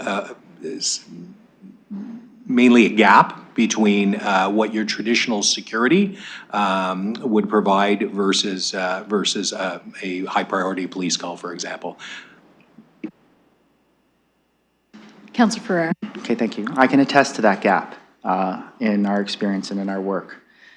So I guess leading with that, like I did see kind of it implied in the report that this could alleviate some of the security expenses that we have already in the future. And some of the security for the contracted security spending that we have is like 2.97 million, I think. And if we were to go this direction, it could be around the 2 million mark. Is that a realistic opportunity to be able to, is there a cost savings that could realistically transpire from this? Or are we still too far into the future, I guess, that we would be able to actually see that? Mr. Ladouceur. Through the chair, I think it's too early to say exactly what that would look like. I can say that, for example, the current model we use now, would we see some residual savings in what we're spending on security costs, for example, now? I believe so. When we look at the models of a special constable program, it could be more associated with a mobile patrol, a response service. For example, at recreation facilities, we may have static security personnel at those facilities, throughout the period of an entire day, which drives those costs up, whereas a response unit could attend based on needs. So I want to be clear that, the actual difference between savings of what a program would cost versus the current costs of security. I think some of the costs would be transferable from what we're spending on security costs now. I think it's really early to tell whether that would result in a wash or an overall savings. Councillor Ferreira. Okay, thanks for that. Any alternatives that we have looked into as well, or is this is this one of the best options that we have for that gap that we're speaking about? Mr. Ladouceur. Through the chair, I think it's one of the only models. We have security, we have bylaw, we have policing. I can tell you that this is a program that has been widely used out west for community safety officers through special constables. We're seeing more of it on Ontario. We're seeing other municipalities look this way. We're seeing various internal divisions within municipalities look this way, such as the TTC, Toronto Housing Authority, things like that. So I do see it as having some benefit, and that was the purpose of the initial exploratory study, to see if it's worth moving forward and exploring further. Counselor? Okay, thanks. So much like the housing procurement delivery framework, like I said, I think we need more funding there. And this is exploratory, I guess, still. We do have the consultant report, but we do need staff to actually look at this and kind of plug it in with how our administrative process or just with our capability. And it is a report back, so I'm going to be supporting the report back right now. I do want to see a slew of things. I have experienced the gaps that Mr. Ladouceur is speaking of, to put it lightly. And I have asked the questions many times, whose role is this, whose role is that, what can we do, what can't we do, how do we get direction here? And I think that just the efficiency there is and just the ability to do certain things is really kind of what's restraining us. At the same time, we did have a historic police budget, so I am interested to see if we can use some of that money to pay for that. Regardless of, what the role is here, what the role is there. But right now, because that report coming back, if you can kind of include the possibilities there in the report of how we'd be able to pay for this, really what the cost savings would be, especially if we're looking to use this to supplement some of our contracted security services and those things. I would like to see both where we can save the money, how we can get the money, and how we can do it in a way that is I guess, what the public interest would be looking for. 30 seconds. So I'm going to support this right now, this report back, and I guess we'll see what comes out of it. So thank you. Thank you. Okay, I have a number of speakers on my list. I have Councillor Trosso next, followed by Councillor Hopkins, followed by Councillor Deputy Mayor Lewis, followed by Councillor McAllister. Thank you, through the chair. As I understand the feasibility study, which I've read, which was not attached to this the committee agenda, which is floating around and it's readily available for those who wish to read it. I learned about it first by watching television. I guess my initial question is, noting that the date on that report is October 2025, my direct question is, why has that report not been tabled with this council and the public prior to today, prior to now?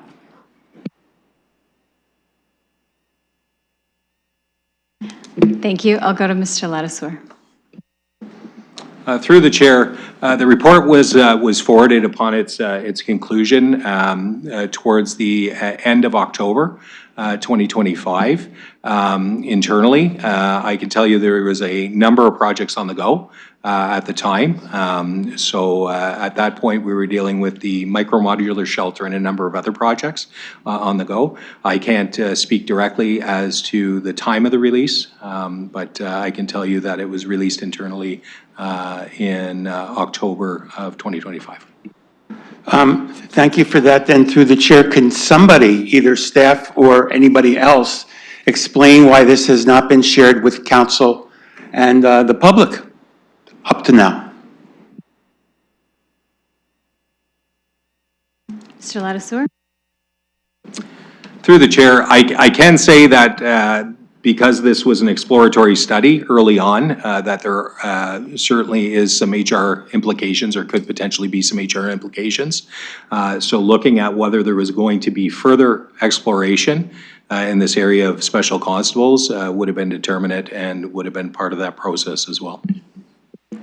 Councillor Trosso. Through the chair, and indeed then there is a lot of detail in this feasibility study that is not contained in the memo from the mayor that did make it onto this public agenda. Yet we're being asked to undertake a staff report, which may well deal with a lot of the information that's within this more fulsome report, which we've already paid for, but haven't seen. So I have to say I'm very unhappy about the fact that this has not been shared with the public yet. My question is, if it wasn't included in the public agenda, for this meeting? When will it be tabled with the public so the public can read the report from the city? Thank you. I'll go to Mr. Parity, and then I'll go to the mayor. Yes, through the chair. No, we're happy to attach that to the council agenda for next week. Thank you. Thank you. Sorry, Counselor, I'll just go to the mayor, who also had a comment. And I just say, as you know, all councillors were invited to take part in the consultation process. I took part in the consultation process. I asked our staff, when is this moving forward? Mr. Ladouceur let me know that the report was done. I felt that we should see the report. It should be public. I didn't put it on the agenda. It's not my report. It's not my document that I have care and control about. If you look at the motion, it's actually put the report on a public agenda, invite the consultants here. We can ask them questions directly. We can ask our staff questions. To me, that's kind of the next part in the process, is making sure everybody can look at it before we make a decision, get lots of information, and move forward. So just for the councillor's question about why I didn't include it, it's not my document to include. In fact, I want to trigger it being a more public report, which is how I do that. I make motions at council as well. Okay, well, back through the chair. How much time do I have?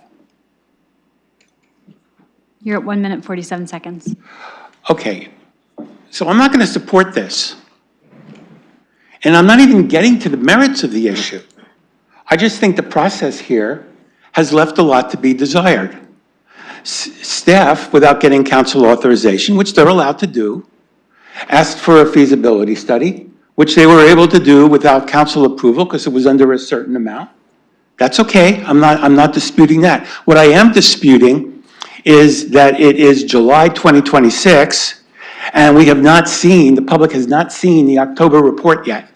So I think before we even have this discussion, this needs to be put on a committee agenda, because the difference between a committee and a council is people can make delegation requests at a committee. So I think this is just not something that I'm prepared to approve of this time. We've received some good letters from people who have raised some good questions in terms of what else would $2 million purchase. I guess my last question is, have we received a direct request from the Police Services Board, based on a resolution at their meeting, that they do not have the funds to do this and they would like us to undertake the funding for this project? Have we received anything like that? I'll go to Mr. Ladouceur. Through the chair, not that I'm aware of and not that's come to my attention, no. Councillor Trassa. Next question, putting aside the board itself, have we received such a request from the chief? I'll go to Mr. Parity. Through the chair, same answer as before, not that we're aware. Councillor Trassa. Okay, well, I think I've exhausted my point, which I think I've made. I would give this a lot more, I'm not sure what the right word here is, but if it was something we received from the police that said, you know, we've been stretching our budget and we can't afford this $2 million, so we need to ask you to undertake this, that would be more credible. I would really like to have more information on this before we further this project along and give the staff yet another task. So I'll be voting no on this, and I would urge my colleagues on this committee to vote no on this as well. Thank you very much. I have Councillor Hopkins next. Thank you, and I too share Councillor Trosseau's, some of his comments, and I have more questions than anything, and yet I'm going to be supporting a report back. Maybe that's my first question then. When can we expect this report back? Mr. Parity. Through the chair, we're looking at Q1 2027. Councillor Hopkins. And I have many other questions, but I've heard that we are going to receive a report before council, so I am going to wait until I read the report. And as much as I do not want to do committee work at council, I may have to do a bit of more committee work at council, given that I don't have all this information. I do want to share some of the feedback that I've received from residents, and it's really about the cost to the taxpayer. And maybe that is just a question I can ask now. Will this be on the tax levy for the next budget cycle, or where does this money fit and how does it work? Mr. Parity. Through the chair. So when the report comes back, if the consideration of the council of the day is to move forward, what they pull out of the report, the next part of that process is go to the MYB. So then council would deliberate at the multi-year budget of funding, whatever model comes out of that report that they wish to move forward with. So we don't have any cost of what that is until we build out the funding accordance to the different models. Councillor Hopkins. I appreciate that response. I think I know how that process works, and a business case would be provided, whatever the result of that conversation is going to be. I guess, again, my question through you, Madam Chair, is the expectation is it's going to come from the tax levy. There's no funding available within our resources and our funding to deal with this cost. Because as much as I appreciate the comment about we're not replacing what we already have, we're adding, so we know the costs are going to be there. We know this is a pilot project as well, so we really don't right now understand even how long this pilot project is going to be. So there's a lot of big questions out there that I feel at the moment uncomfortable, but I want to get back to the question that residents are asking me as to who is going to be paying for this. Mr. Ladouceur. Through the chair, and just to add, to answer your question, the report back would include exploring various sources of funding. So not necessarily just the tax base, but looking at what current budgets exist for services that are currently provided, as well as any potential funding opportunities through other levels of government and so forth. So it wouldn't just be looking at the tax levy, no. Councillor Hopkins. I appreciate that. For now, until I get more information and ask a number of questions that I have, I will not be supporting it. Thank you. Okay, I have a number of speakers. I want to deal with speakers that are on the committee first, and then we'll move to non-committee members. Councillor Pryval, did you just put your hand up, or do you want to take the chair? I'll take the chair, and I recognize Councillor Bauman. Okay, thank you. And I will let you know that there are Deputy Mayor Lewis and Councillor McAllister as well. But I wanted to offer a few thoughts on the report or on the letter from the mayor and then the report as well. So I want to thank the mayor for putting this on the agenda. I appreciated reading the report that was sent to members of council, found it very informative, and was interested in a couple different items that maybe aren't covered in the report. So the first item I wanted to talk about is around the legislative authority to enforce traffic-related offenses, including within school zones. So I'm just wondering if our staff might be able to comment on if the report back could include that as part of something that we look at as we move forward.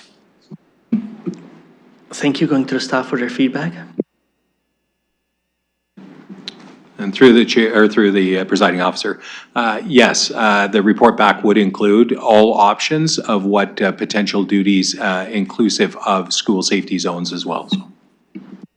Thank you. Thank you, Councillor. Thank you, and through the presiding officer. So I'm interested in amending the motion that's on the floor, and I want to amend it in two ways. One, I appreciate that what we're discussing is a report back on a pilot project, but I actually would like to see a report back on an implementation of a permanent program. I think this is one of those cases where we have an opportunity in front of us that actually betters our services in a way that we need to move forward with now, instead of looking at a pilot which has its costs associated with it, and then looking at potentially implementing savings down the road versus doing these things at a time, in a timely way, because it's important to do so, and these costs are, and the savings could be applied to a program. I would also like to include in an amendment looking at the legislative authority around the enforcement of traffic-related offenses, including those within school zones, and looking at some of the funding that we have available through the city's automated speed enforcement program to look at the financial feasibility of implementing this as a permanent program using some of that funding.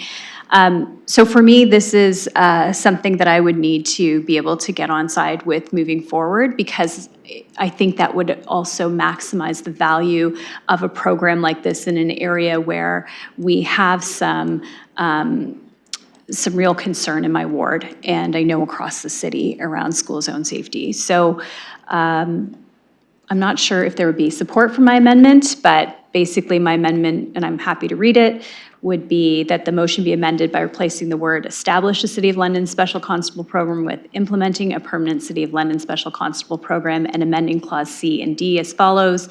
C, legislative and regulatory requirements, including any required approvals and the legislative authority respecting the enforcement of traffic-related offenses, including within school zones.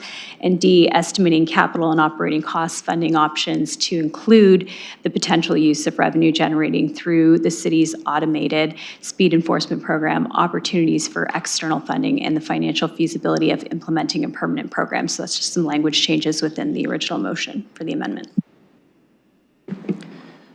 Thank you, Council. And even though there was no question to the staff, I would like to ask what the staff just heard, any feedback to provide on these two changes. Well, I will second it. I will second it. Sorry, I'm going to the staff now for comments.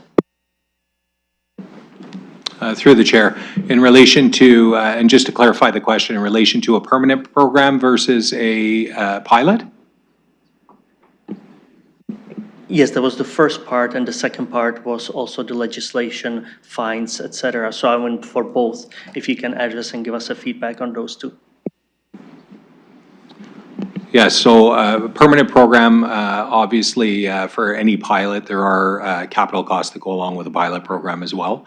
As far as a permanent program, that could be driven into a permanent program as well. In regards to the legislation, I want to be really clear. The legislation is very clear that the authority for special constables comes through the local police board, through appointments through the local police board.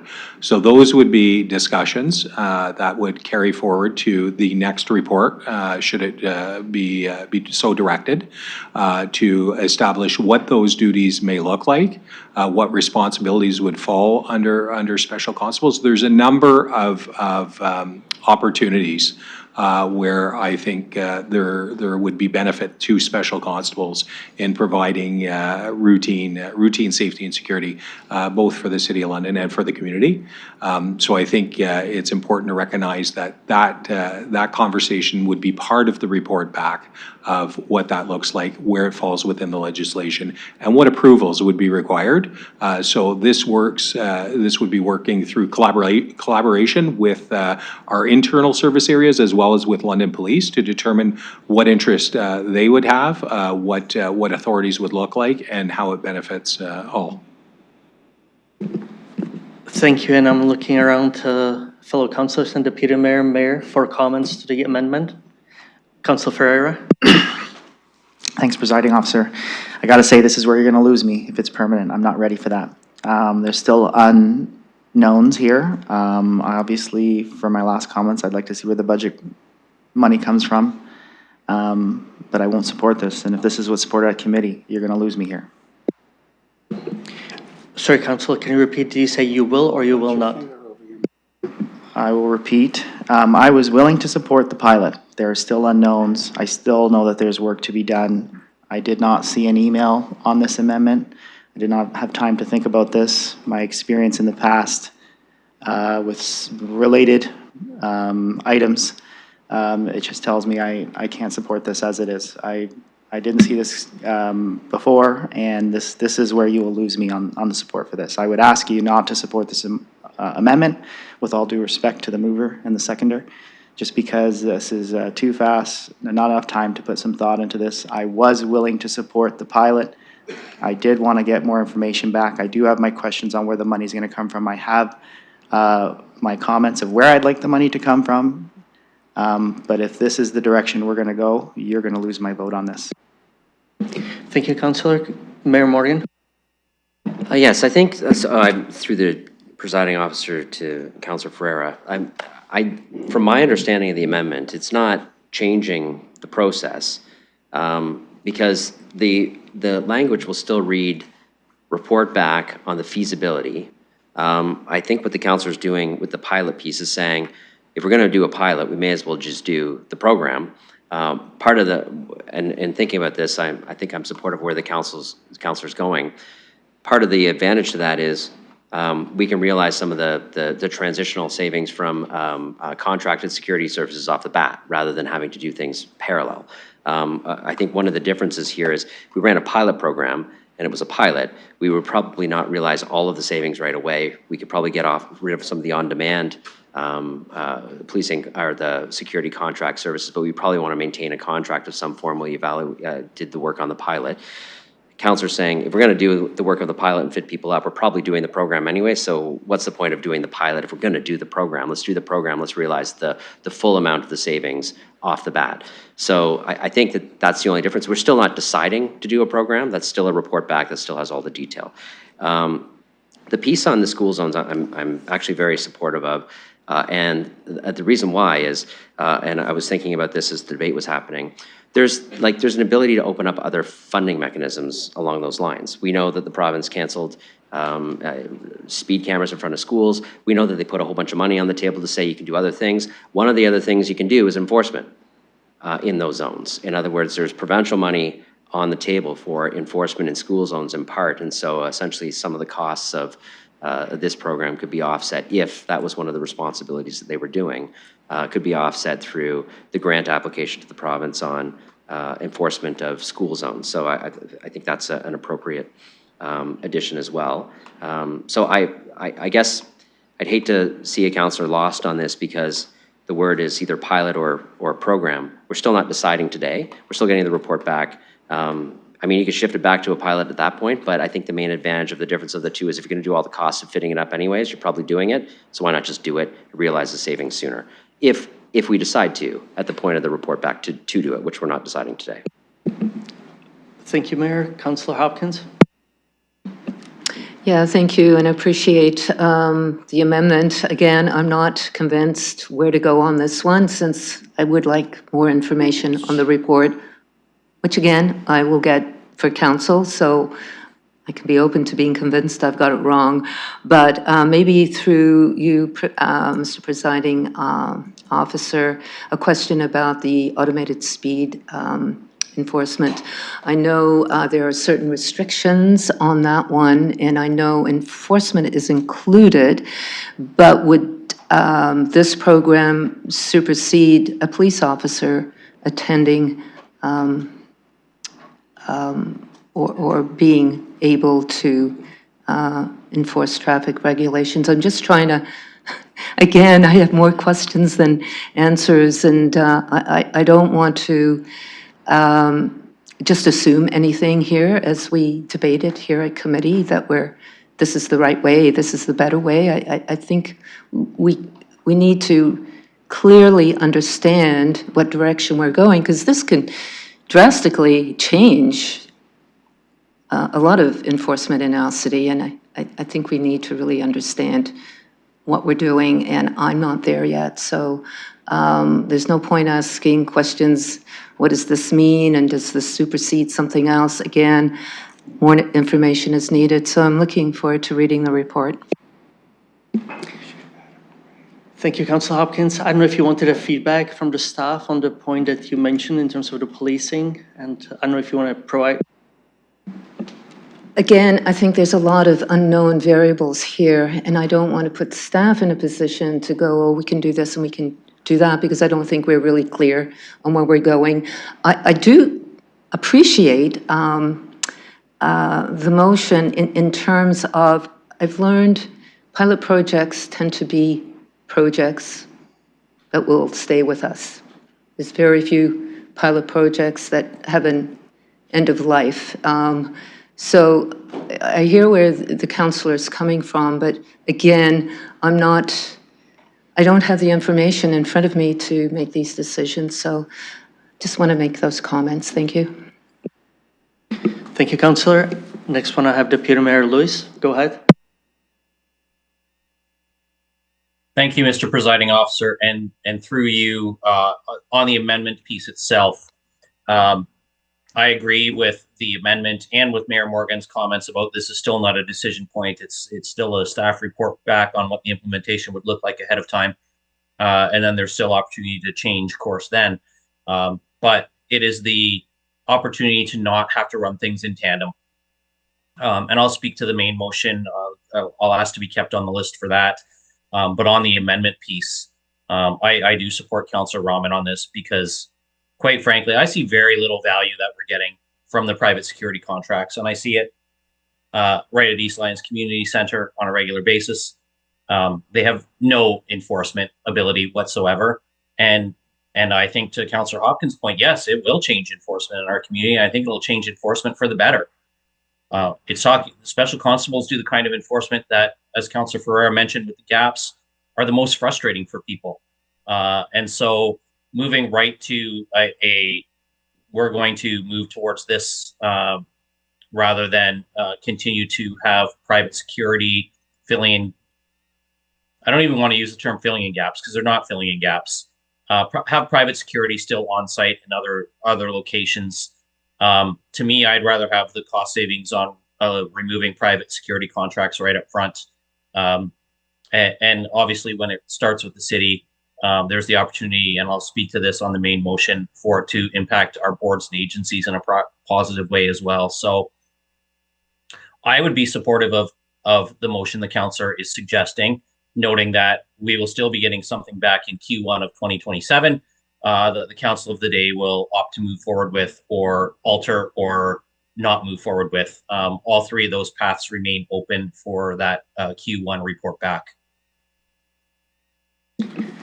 Thank you, Deputy Mayor. Anyone else on the amendment that's in front of us? Councillor Trosso? Yeah, just to say, I won't be supporting the amendment. I think amendments are useful if there's something meritorious about the underlying motion. I don't think there is here yet. I mean, this motion starts out by saying, well, the memo, the city is experiencing increased operational pressures associated with homelessness, mental health. Now we're talking about traffic enforcement? I just think this is all over the place and it hasn't been thought out, and I don't think as well-intentioned as the amendment is, I just don't want to support the amendment and then come back and not vote for the motion as amended, which I could do, but I just think I want to be consistent in my position here. This is not ready to come to the council table, so I'll be voting no on the amendment. Thank you. Thank you, Councillor Trosso. Anyone else? Councillor Ferreira? Thank you, Presiding Officer. So I would say, from the questions I was asking before, I want to support this as a pilot, and I'll tell you why. First, the savings are theoretical. I asked the question specifically if we would see savings when it comes to the contracted security where we use this. It does look like that will work, but it is still theoretical. It is not something that has been confirmed, which is why we would thus need a pilot. Also, the reasons for a pilot would be, do we have duplication in the services between the LPS and the special constables? I believe we would not, because I do see that there's gaps, but I'm not sure.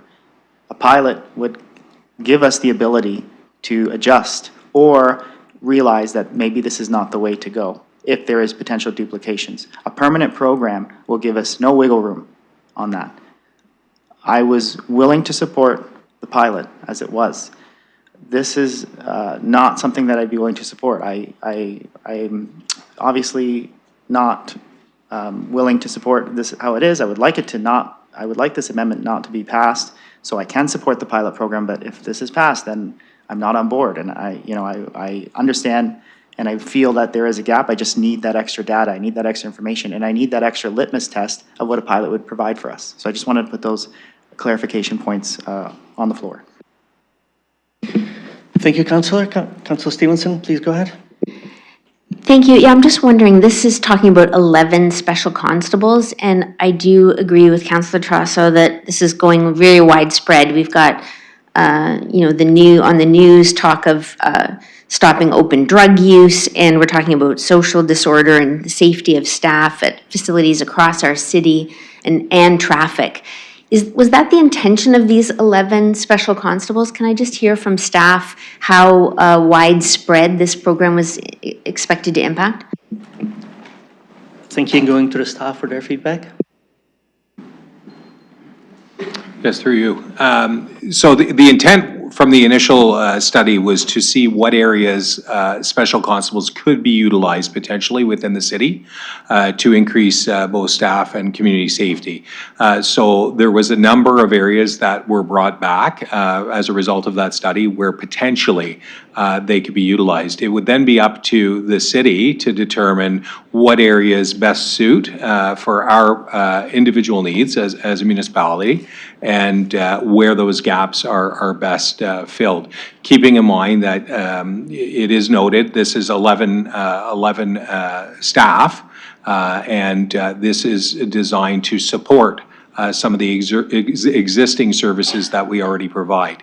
Everything from incidents that are occurring in our recreation facilities to school zones to people dealing with individuals in other city facilities as well from security. So there was a number of options provided through the study, but there was no direction of these are the exact duties that should be performed. Again, these duties would have to be in consultation and in conjunction with the Police Service Board of Jurisdiction, and they are the authoritative body that would provide what duties are available, what enforcement powers are available to those staff.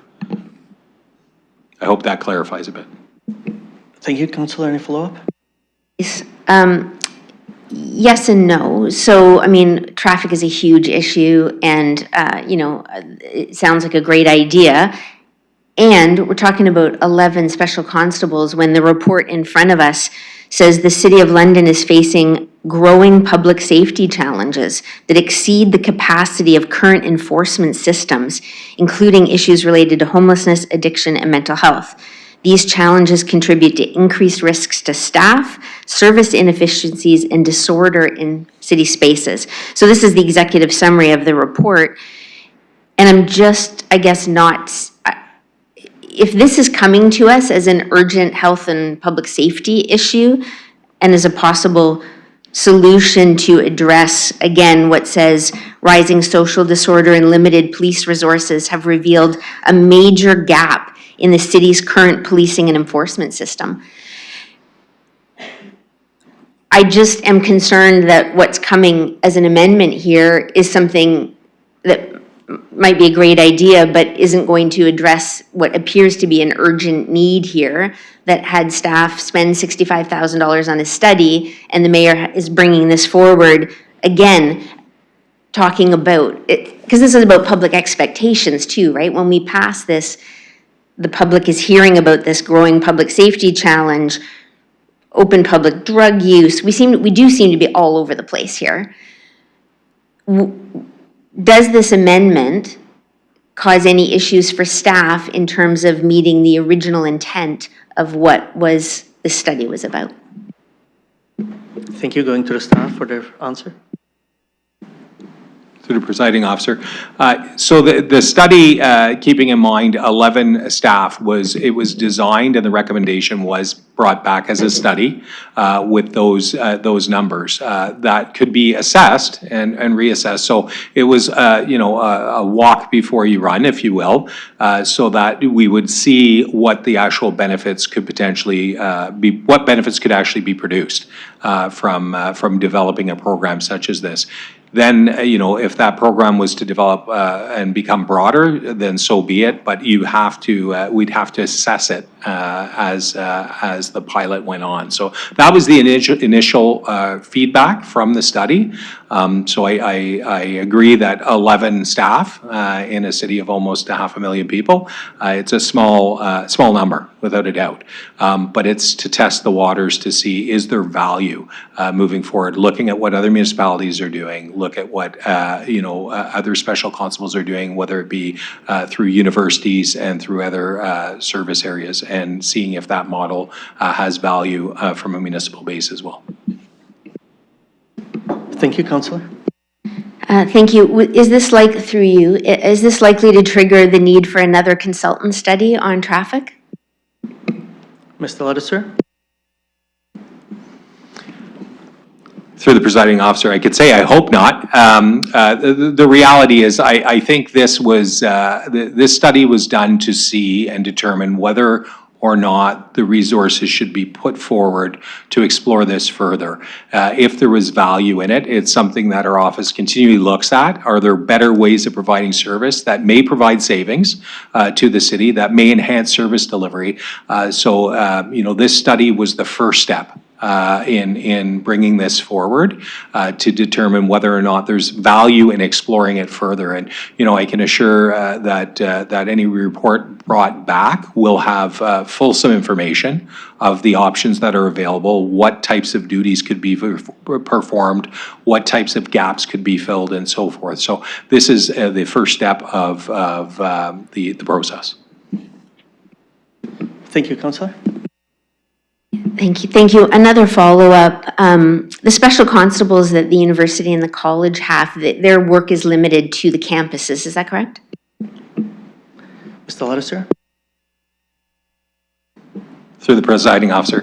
Yes, it's limited to the campus and immediate campus area. That's for universities for certain. In other municipalities, it's more broad than that. So, for example, whether it's TTC or buses, Housing Authority in Toronto, Kingston, using them as community officers. And as I said, this model is widely used in the Western provinces as well, dealing with issues not necessarily just on city property, but near city properties and parks and so forth as well. Thank you, Councillor Stevenson.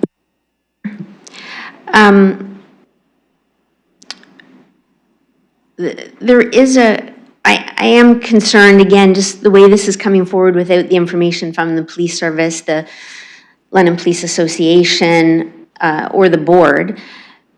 When we talk about traffic on our streets, again, is there a concern that we are in a space that is the purview of the London Police Service? Mr. Ladouceur, please go ahead. Through the presiding officer.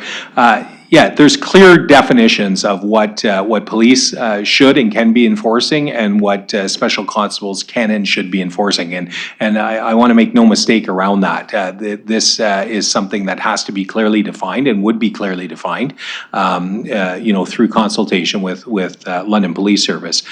For example, special constables are not in a position to do vehicle stops for a litany of reasons, and we're well aware of that. But they are a deterrent when vehicles could potentially be within school zones, doing parking enforcement within school zones, doing traffic direction to some degree if they're provided that authority. So this isn't a traffic enforcement branch that supplements the London Police Service in the true form of vehicle stops, if you will. Thank you, Councillor Stevenson. One question just leads to another here. So we're looking at special constables for parking enforcement. Please go ahead. Through the presiding officer.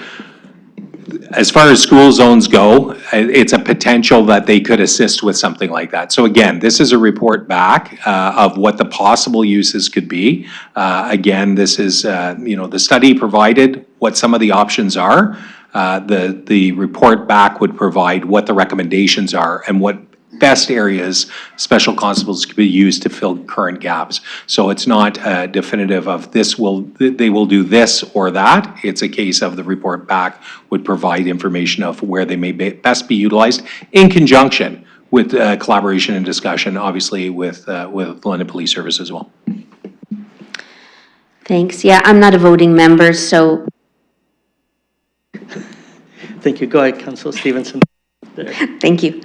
I'm not a voting member, so I'm not going to belabor this anymore, but it does just feel like we're having an open public discussion about something that we have so many questions about that is going to potentially cause ripple effects through the community in negative ways because we don't have the clarity about what it is that we're speaking about. So it does raise a lot of concerns for me in terms of where is that line between the London Police Service and the city in terms of community safety. And like I said, talking about this and passing amendments without key critical players having been at the table or presented their information, I think this is a messy way to go forward, but I'll leave it in the hands of committee. Thank you. Councillor Ryman, please go ahead. Thank you, and through you, and I appreciate the discussion. So just to summarize, I just wanted to say I'm asking my colleagues to support moving forward with this program and through a report to implement the program, because I do see that it is a benefit in terms of the ability to operationalize a program in a pilot structure versus having it as a permanent program. I think ultimately it would allow for some of the concerns, the report back will allow for the concerns that we're talking about to be addressed. But on the issue of traffic, and enforcement in our school zones, I've been along on many discussions over this term of council, as well as while I was a trustee. I've looked at other models of how these issues can be addressed in school zones. Some of it does come down to education. Some of it does come down to enforcement. Some of it comes down to having bodies available to be there when instances and circumstances require it. Whether the vehicle is stopped or not, I don't know about you guys, but in a lot of my school zones, a lot of the violations actually occur in stopped vehicles. I was attending a school many times where I've witnessed that myself, but I've also done it alongside London Police, where we're dealing with stopped vehicles, and it's a constant and an ongoing issue. So I think there is a need. The other thing is looking at this option as it's relates to C and D in the motion, is it gives us a chance to get a report back on how to operationalize these in our school zones, using funding that we have potentially available from another level of government. So we're talking about how to pay for the program. We're talking about some of the needs for the program. This is a way that we can look at a model that can be paid for and address an issue that is impacting a lot of schools across our community. So I think there's real value in that, and I also think there's real value in asking our staff to move forward, come back with a way to implement this, and do so in a way that's going to action the program and realize the cost savings immediately. Thank you. Thank you. Anyone else to the amendment? I don't see anyone, so I'm just going to make my comments from my position. I will support what's in front of us, absolutely. If you want to do a proper cost-benefit analysis, you can do it based on the pilot program. You need to do it on a permanent, which we can see what's really true value for our community on an ongoing basis, not for a few months for the pilot project. Based on what I heard from the staff, I'm quite sure when they were thinking of the 11 individuals. They weren't thinking about the enforcement, traffic-related offenses, etc. On the other hand, I think that we should look into it as well. I do understand that even if staff wasn't projecting it or thinking about it, that there was no meetings with LPS board, London Police Services, the chief. But again, we are stating that it's going back to the staff for the report back. So I will be supporting both, and I will be talking more to the main motion. Thank you. Oh, sorry, Mayor Morgan. I don't know how much time I have left, but I'll just be brief. I just have a question for Mr. Ladisser. Was the London Police Service involved with the consultants in any sort of way in the development of their report?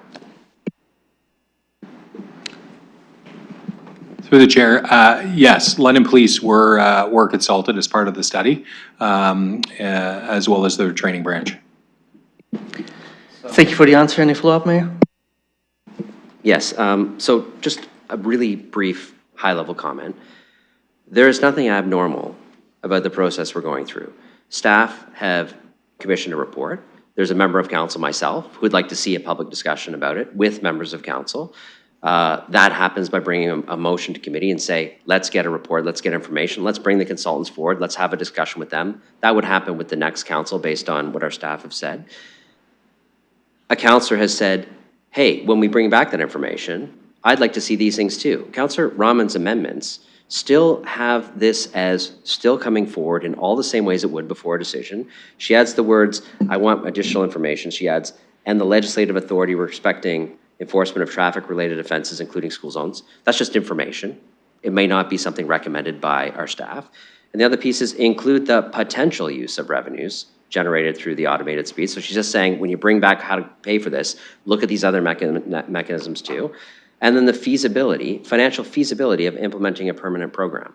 Feasibility, right? We're not making any decisions here. It's very normal for a member of council to say, if you're asking for staff to report back on something, I'd like to see these things too.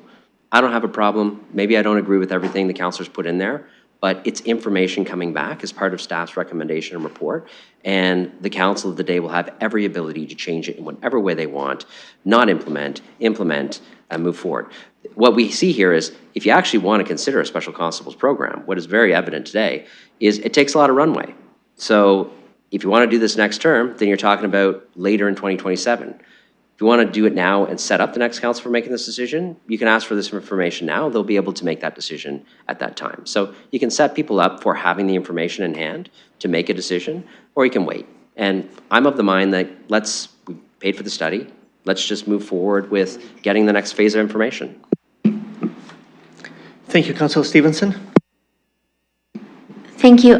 Just comments to what was just said in terms of this being normal. I mean, it doesn't feel very normal to have a counselor or like, none of us would even know this staff report was, or this study had been, I don't know. To me, I just don't find this very normal for it to go this way, where last spring, $65,000 in taxpayer money paid for a study. Staff have been working on something for a year, and now it's coming to us unformed for our authorization to continue to have staff look into it. I mean, maybe it is normal, but it feels a little messier than some of the stuff that we've done in the past. Thank you. Any other comments to the amendment? I don't see any. We'll go to the vote.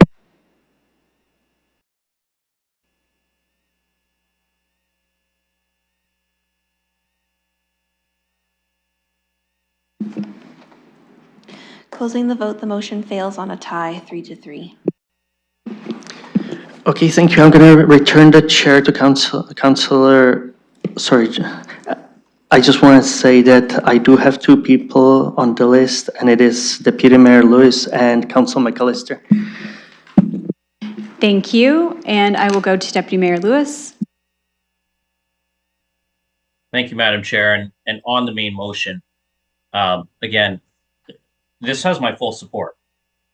And when we talk about, information that we don't have yet, well, we have to authorize staff to go ahead and do this and to engage further with the LPS board, look at some of the cost savings potentials that they have available to them. Because special constables can do a range of things. Those at Western, very limited. Those in Kingston, a different range of authorities. Those that are used out west in cities on the prairies, again, a different set of authorities based on what the local police services boards have reached in agreement with their municipal councils or with the service provider in the case of a university. But the benefit of this special constable program is not only closing the gap, because we know, and like you, Councillor Rahman, in my school zones, a lot of the traffic is stopped vehicles as well.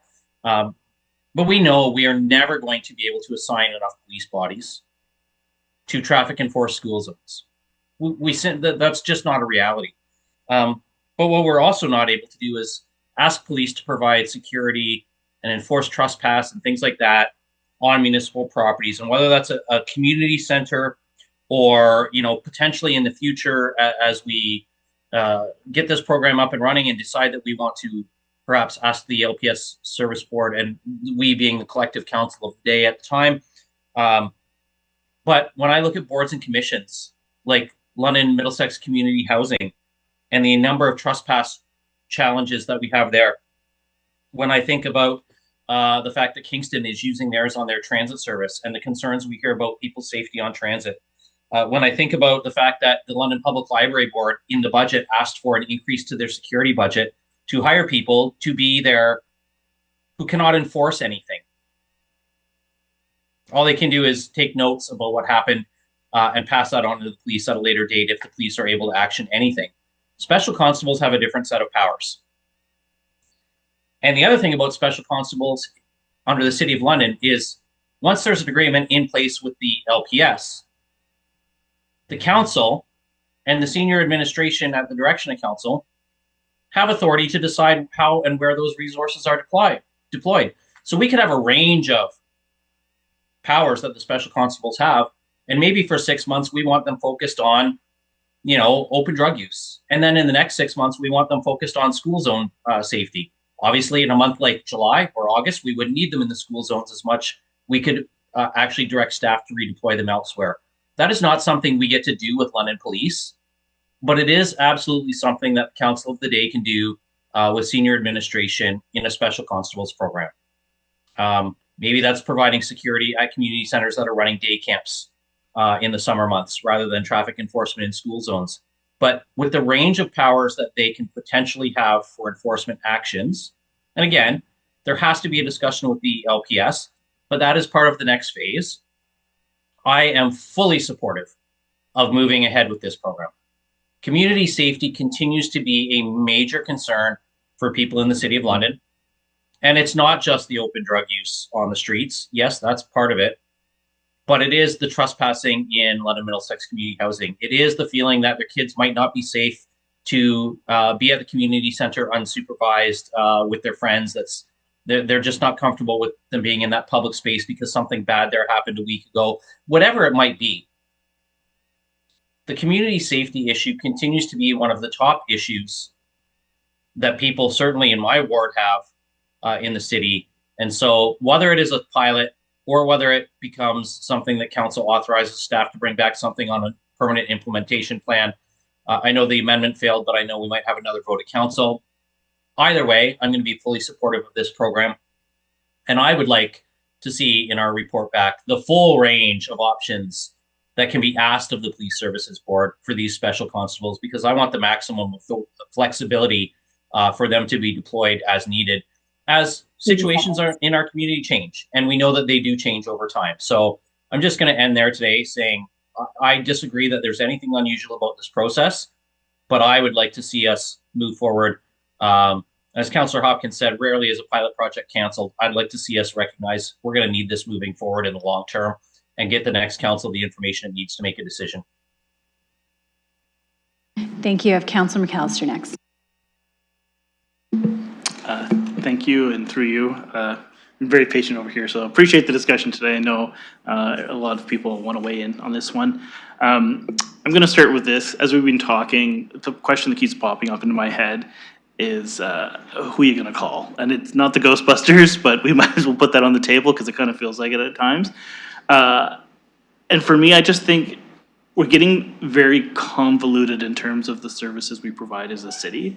And I know we're kind of navigating difficult topics here, but in terms of managing specialized enforcement services, which is kind of what I see this as, to me, I still need more clarity in terms of duplication of services.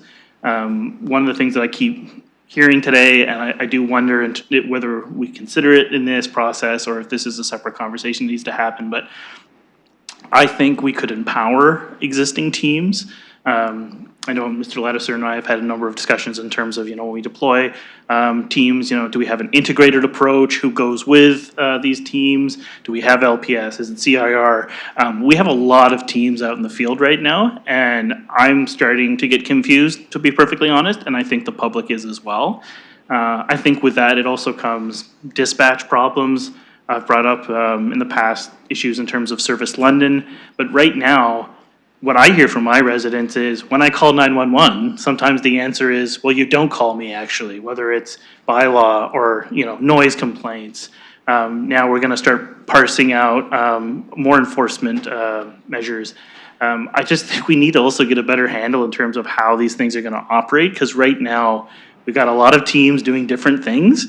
And I'd like to see those numbers cut down. I don't mind empowering our staff to do more, but personally, I think we've got too many things on the go. And so that's where I kind of see this conversation going. And I totally understand the public's probably confused. I mean, I hear the enforcement issues come up as well, but I really think we need to address a lot of those concerns before we build any sort of special constable program.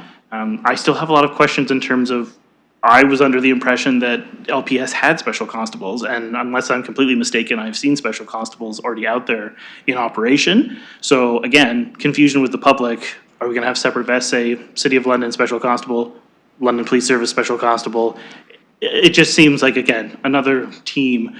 Do we need that many teams? Do the police just get more special constables? So many questions. I don't really have direct questions for staff right now, but this is me kind of summarizing this discussion that I've heard today. We all have a lot of questions. I understand there's a desire to move forward on things, but I'm going to spend the time between now and council having those discussions because I don't know those answers. And to move forward with anything, I need answers, and I think the public do as well, because there's a lot of moving parts to this, and if it's not something where we have good understanding of how it will operate, I don't even think it's worth doing the pilot, because I need to understand how this is going to run before I'd even entertain moving forward with it. So I'll leave my comments there. Appreciate the discussion today. I think we're all on different pages with this, but we all have a lot of questions, and I think we need answers for those. So thanks. Thank you. Looking for other speakers. Councillor Stevenson. Thank you. I would like to hear from staff with some information on sort of the bigger why around this. So when we talk about facing growing public safety challenges and dangerous situations, including encounters with aggressive individuals and weapons, can you give us some examples of where that's happening? Mr. Ladouceur. Yeah, through the chair. So there have been a number of increased incidents. I can tell you that just recently we had a guard at a rec center assaulted, punched in the face less than 24 hours ago. We've had numerous incidents where our CIR members are going into heavily entrenched areas where they've faced some aggression. We've had more weapons at facilities that the City of London either owns or utilizes.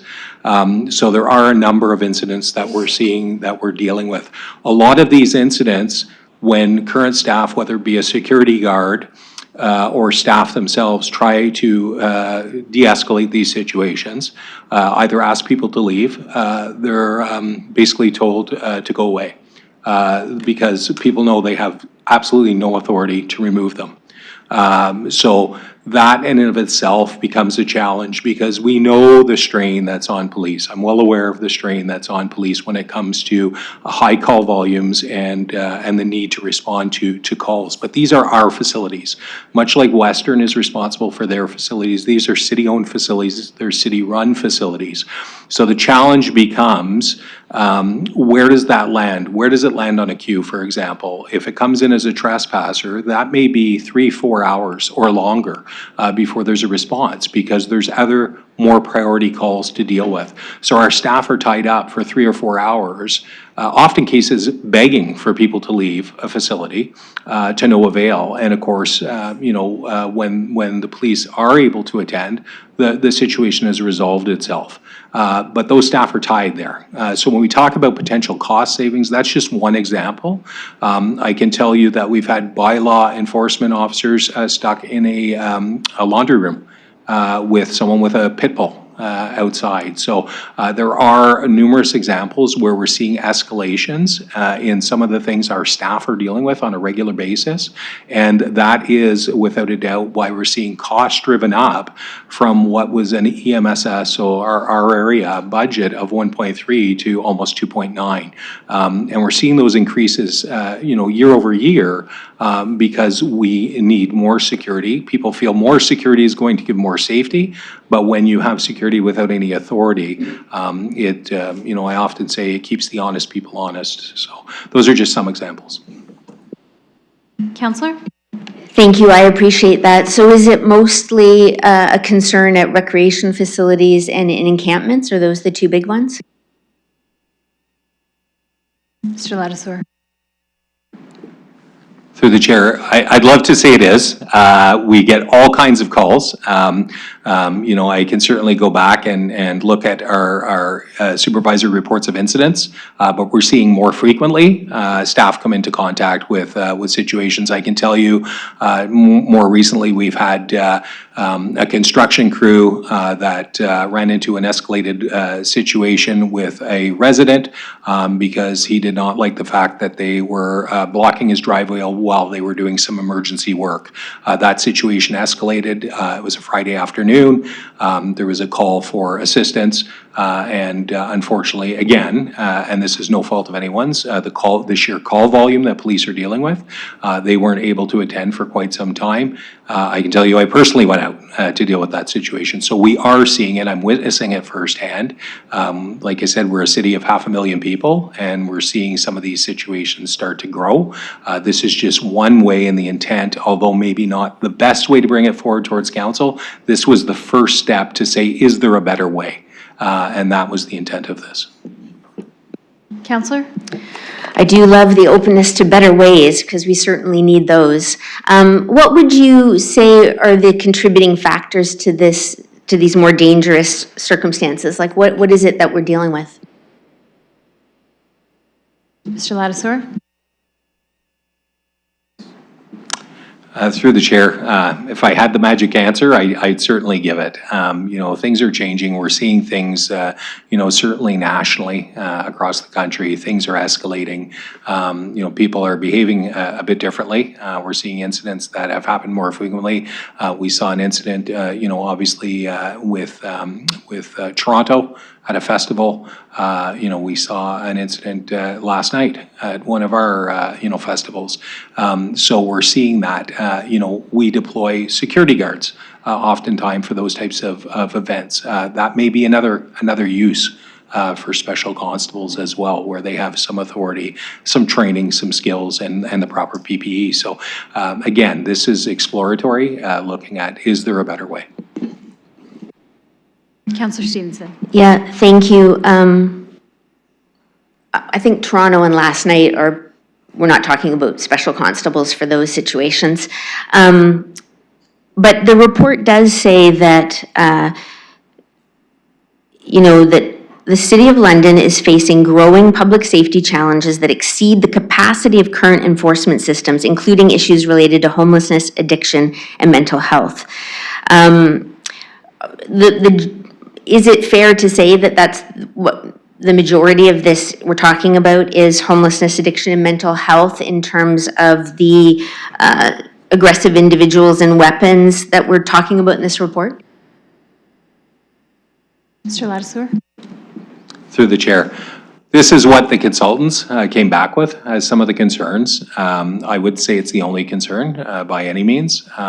When we talk about exceeding capacity, again, high call volumes can drive the availability of police to do some of those coordinated responses, for example, with the CIR teams, to be able to go out into areas where they may not be available at certain times or certain days to do some of the work that team does as well.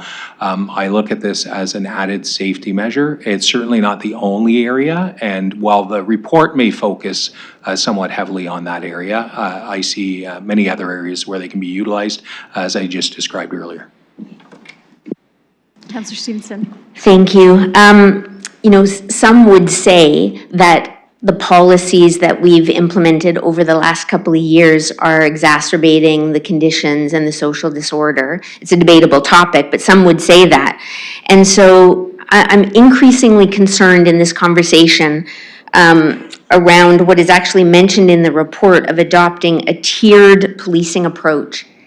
Because what I think I'm going to hear from some members of the public after listening to this conversation is that the city wants its own policing so it has faster access to enforcement than the general public.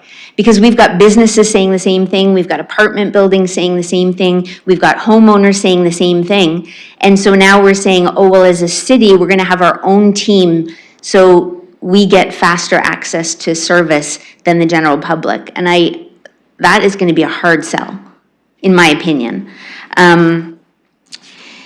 The other thing is, we've heard the public has been increasingly frustrated and said to me about their concerns being deemed a perception issue. When they talk about dangerous individuals and weapons and high-risk situations, the public has been, and they say to me, they feel that they're being demonized as uncaring and uncompassionate and making statements around our city that is untrue. They've been told that it is safe and that it's a perception issue and that talking about it is one of the reasons that our downtown looks the way that it does. So in one sense, it's very validating for the public who have taken that stance to now they will, whenever this report goes public, to see that their concerns are validated here. That increasing dangerous situations, weapons, slow response times, put staff and public safety at risk. And the public feels that. They've been begging for help. And so I think a two-tiered police approach is not something that is going to be something for public debate, I think. And all the more reason why maybe this report needs to come forward to a committee meeting where the public can have a say. Because they really do want to talk about this and they want to understand what this report has validated around their experience and how we can increase public safety for all and not just those attending city facilities. Because it's happening in private facilities. And it's happening at organizations that run camps, summer camps, not just city-run ones. So I had a lot more to say, but I got off track in terms of this two-tiered policing thing and us wanting faster access to services. So another question is, in this report, it does do there's high-risk situations, but we're going to use special constables in low risk. I also want to ask about drug use. What impact, if any, do special constables have on public drug use? Thank you, and that's your time, and I'll go to Mr. Ladouceur to answer your question. Through the chair, that would be part of the exploration through the report back. So to speak, I'd be saying it prematurely. I'd have to look at the legislation. And in terms of high-risk situations, but special constables are going to go into low-risk situations, just trying to get clarity there? Sorry, clarification, thank you. Through the chair, lower risk situations, that would be the intent, similar to other jurisdictions and what they use special constables for that as well, yes. Thank you. I have Councillor Pribble next, followed by Councillor Frank. Thank you. summarizing this report, would I prefer to have it earlier and together with the consultant? Absolutely. We received it in October and we are looking at what's 8-9 months later, and those are pressed issues and as was stated in the report from the staff. And I really think that these issues that we have to really revisit how we can put them to this table as soon as possible. Based on what I just said, will I support it? Absolutely. We do have these issues out there. We need to address them. I personally think Londoners, and I believe they don't care if we have 1 team, 4 teams. They want us to have address it, deliver results at the most effective and efficient way. If we are going to not support this, we are actually not going to have anything to evaluate this cost-benefit analysis. And as I said before, in terms of the pilot, it's not going to give us the right numbers. We need to look at the long term and then make the decision. In terms of the public, yes, it would have been better. Having said that, it did not happen. But again, when the staff comes back, it can be on the public agenda, and the public will have an opportunity to speak to it. I really think we need to move on. I'll tell you, I've been following both CIR and LPS downtown. They're doing fantastic job so far. What I've seen, approach, results, and how things are being addressed. Unfortunately, it's not sufficient, it's not frequent enough. So we know actually the path forward, how to make it more safe for citizens, how to make it more safe for businesses, and we actually receive this feedback as well. But as I said, it's not frequent enough. This must be a way for us to look at what are other ways potentially we could address these issues. And it's actually in front of us. If you're not going to support it, we actually don't want to see what's potentially out there, which I will never understand. I totally understand if we would say, this is it, we are starting tomorrow. It's not. We are giving the opportunity for our staff to come back, thinking outside the box. By the way, it's not totally outside the box because there are other municipalities that have already kind of started on this path. But having said that, we are taking away opportunity from the staff to come with a potential better way, more effective, more efficient, at less cost to 500,000 of Londoners. And I don't understand why we would not support it at this stage. Actually, even Q1 2027, Q1, if I think about it, it could be end of March. For me, that's a long time as well. And I certainly hope if it doesn't pass here, if it passes at the council, that with this date, that the staff is going to come back with earlier. Because it needs to be addressed and it needs to be evaluated. And if it's a way to go for us, introduced as soon as possible. So I hope you will support this. As I said, if you don't support it, I really don't know the reasoning in terms of not moving us forward and it getting it back to us. Thank you. Councillor Frank next. Thank you. I'm not a member of this committee, so I'm just going to share some thoughts in regards to where this will land at council. I'm not currently planning on supporting this at council, and I do understand that it is a report back and we're not committing to anything right now. And I do understand some of the reasons that have been listed this evening or this afternoon as to why some folks are supportive of it. But I'm personally not interested in exploring it for the following reasons. I have read the consultant's report, although I was disappointed that many of the concerns I shared in the interview process were not included in the final report. And I suppose they didn't ultimately align with the recommendations from the consultant, so perhaps they weren't included. I believe our limited resources are better spent preventing these issues before they occur, which generally means investing in housing, mental health, youth programs, neighborhood improvements, and community outreach. And these investments actually address the root causes of these issues and improve public safety over the long term. When an enforcement response is required, I believe that we already have various bodies that can respond and should remain the responsibility of existing groups like the police and nurse team, the coast team, CIR, bylaw, corporate security, rather than creating, I guess that would be the 7th enforcement body that we could call. I do have a 2-part question. If this moves forward with approval at council, will local service agencies be consulted? And the second part being, will the police board be requested to submit feedback as well? Thank you. I'll go to Mr. Ladiswar. Through the chair, there would be consultations as well for that report to form it from a number of partners, community partners, as well as on the police, yes. Councillor Frank.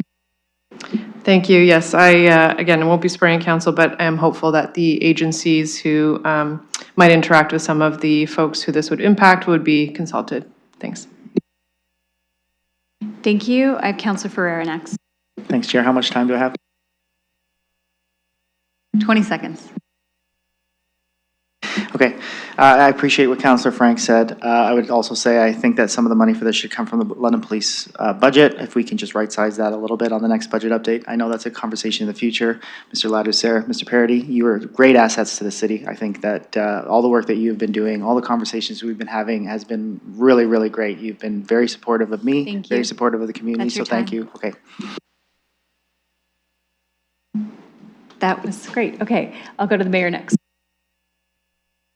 Sorry, I didn't see your hand. Go ahead. All right. I'll go to the mayor then. Go ahead. Perfect, thank you. I'll be brief. I know I only have a couple of minutes left.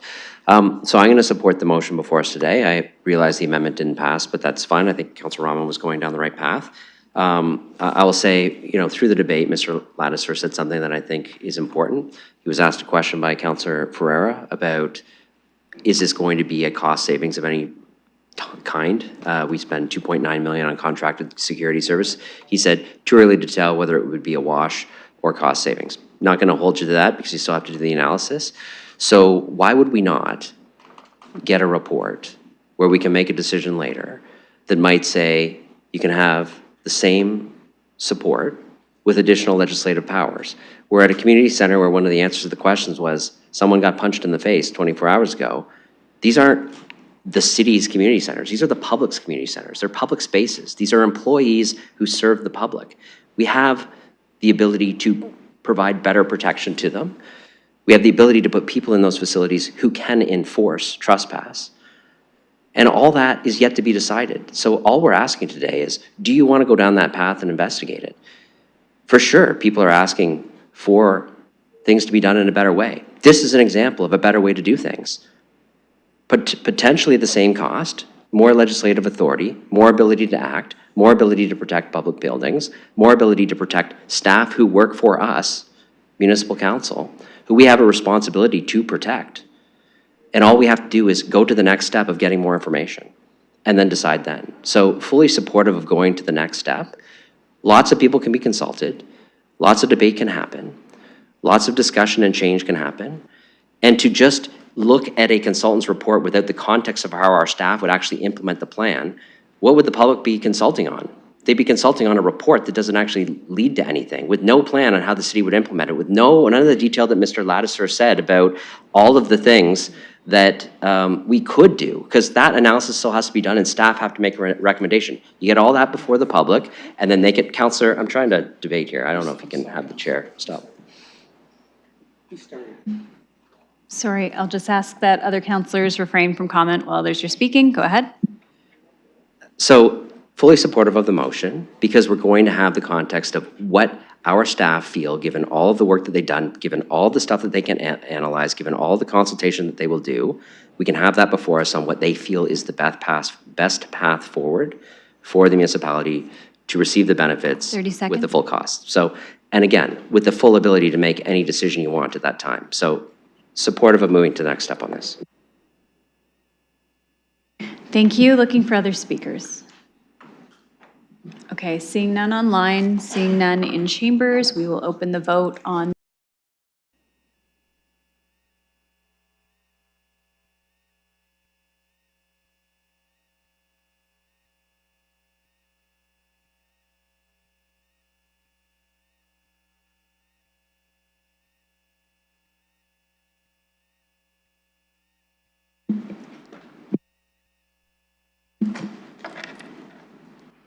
Closing the vote, the motion carries 4-2. Okay, thank you. It is 3:44. I will look to committee whether or not they would like to take a break before we move on to the next item. Okay, I have Councillor Ferreira. How long would you like to move? I think 10 minutes should be sufficient. Okay, looking for a seconder for 10 minutes. Councillor Hopkins, thank you. All in favor by hand, 10-minute break. Motion carries. Thank you.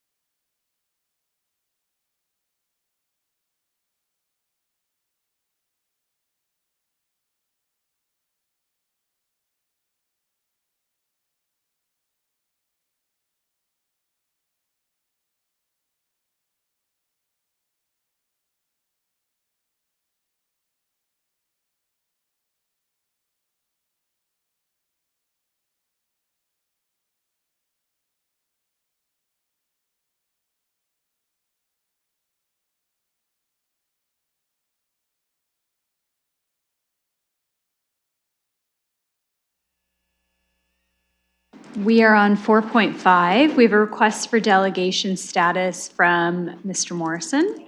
Welcome. I will look for a mover and seconder to approve the delegation request. I have Councillor Hopkins, Councillor Trossau. We'll open that in the system in just a moment.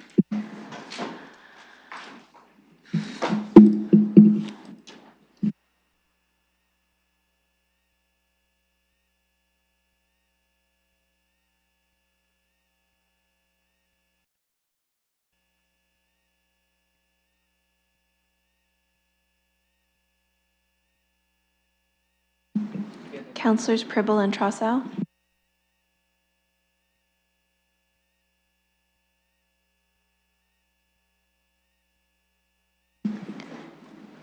Closing the vote, the motion carries 5-0. Thank you. I'll invite Mr. Morrison to the microphone. Thank you for joining us today. You have 5 minutes. Please go ahead when you're ready. Thank you. And first off, congratulations, Councillor Trossau. You finally got in there with a seconder. He's been trying to second a number of motions today, I noticed, so way to go. Your hand went up good. Anyways, thank you for the opportunity, Madam Chair and committee members and participating councillors. I want to thank you for the opportunity to speak in support of this motion. Back in January of this year, the BIA worked collaboratively with the bylaw enforcement on graffiti initiatives in the Old East Village. And eligible levy-paying businesses were assisted through our graffiti removal grant program, and with the BIA coordinating and paying for the graffiti removal. The remaining properties that weren't eligible were addressed through the city's normal enforcement process. What I came to be surprised to learn was that those properties were being administered a $50 fee for the first work order that was presented to them, even though they were victims of vandalism. And this isn't about opposing enforcement. In fact, we totally support enforcement. What it really is about is restoring fairness to the process. When someone becomes the victim of graffiti or other property damage, we believe they should first be notified, given a reasonable opportunity to voluntarily correct the problem, and be informed of the consequences if they choose not to comply. If a second visit is required because nothing has been done, then administrative fees and stronger enforcement is entirely appropriate. The concern raised by many of our businesses in Old East Village is not unique to the Old East Village or the core area itself, but throughout the City of London.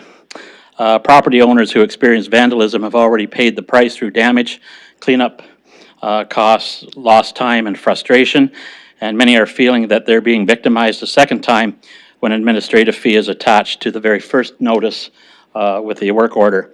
A compliance-first approach would encourage cooperation, would also preserve the city's full enforcement authority, and recognizes the difference between a negligent property owner or those who are victims of a criminal act.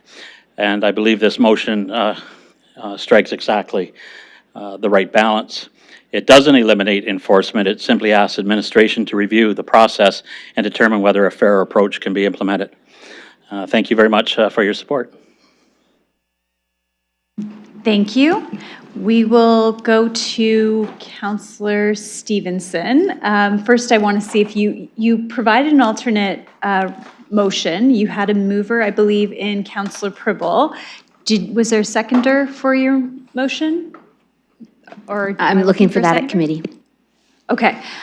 So one moment, then we'll, if you want to read it out, and that way we can discuss it and see if you have a seconder. Read it out, and then we'll look for a seconder. It's on the added agenda, and I don't have it right in front of me. Okay, I've got it. That the Civic Administration be directed to review the application of the administrative fees associated with PW 15 Yard and Lot Maintenance Bylaw initial work order when it is issued as a result of a property owner having been the victim of a criminal act, it being noted that such review should include jurisdictional scan for best practices as well as any amendments to the fees and charges bylaw required to satisfy the staff.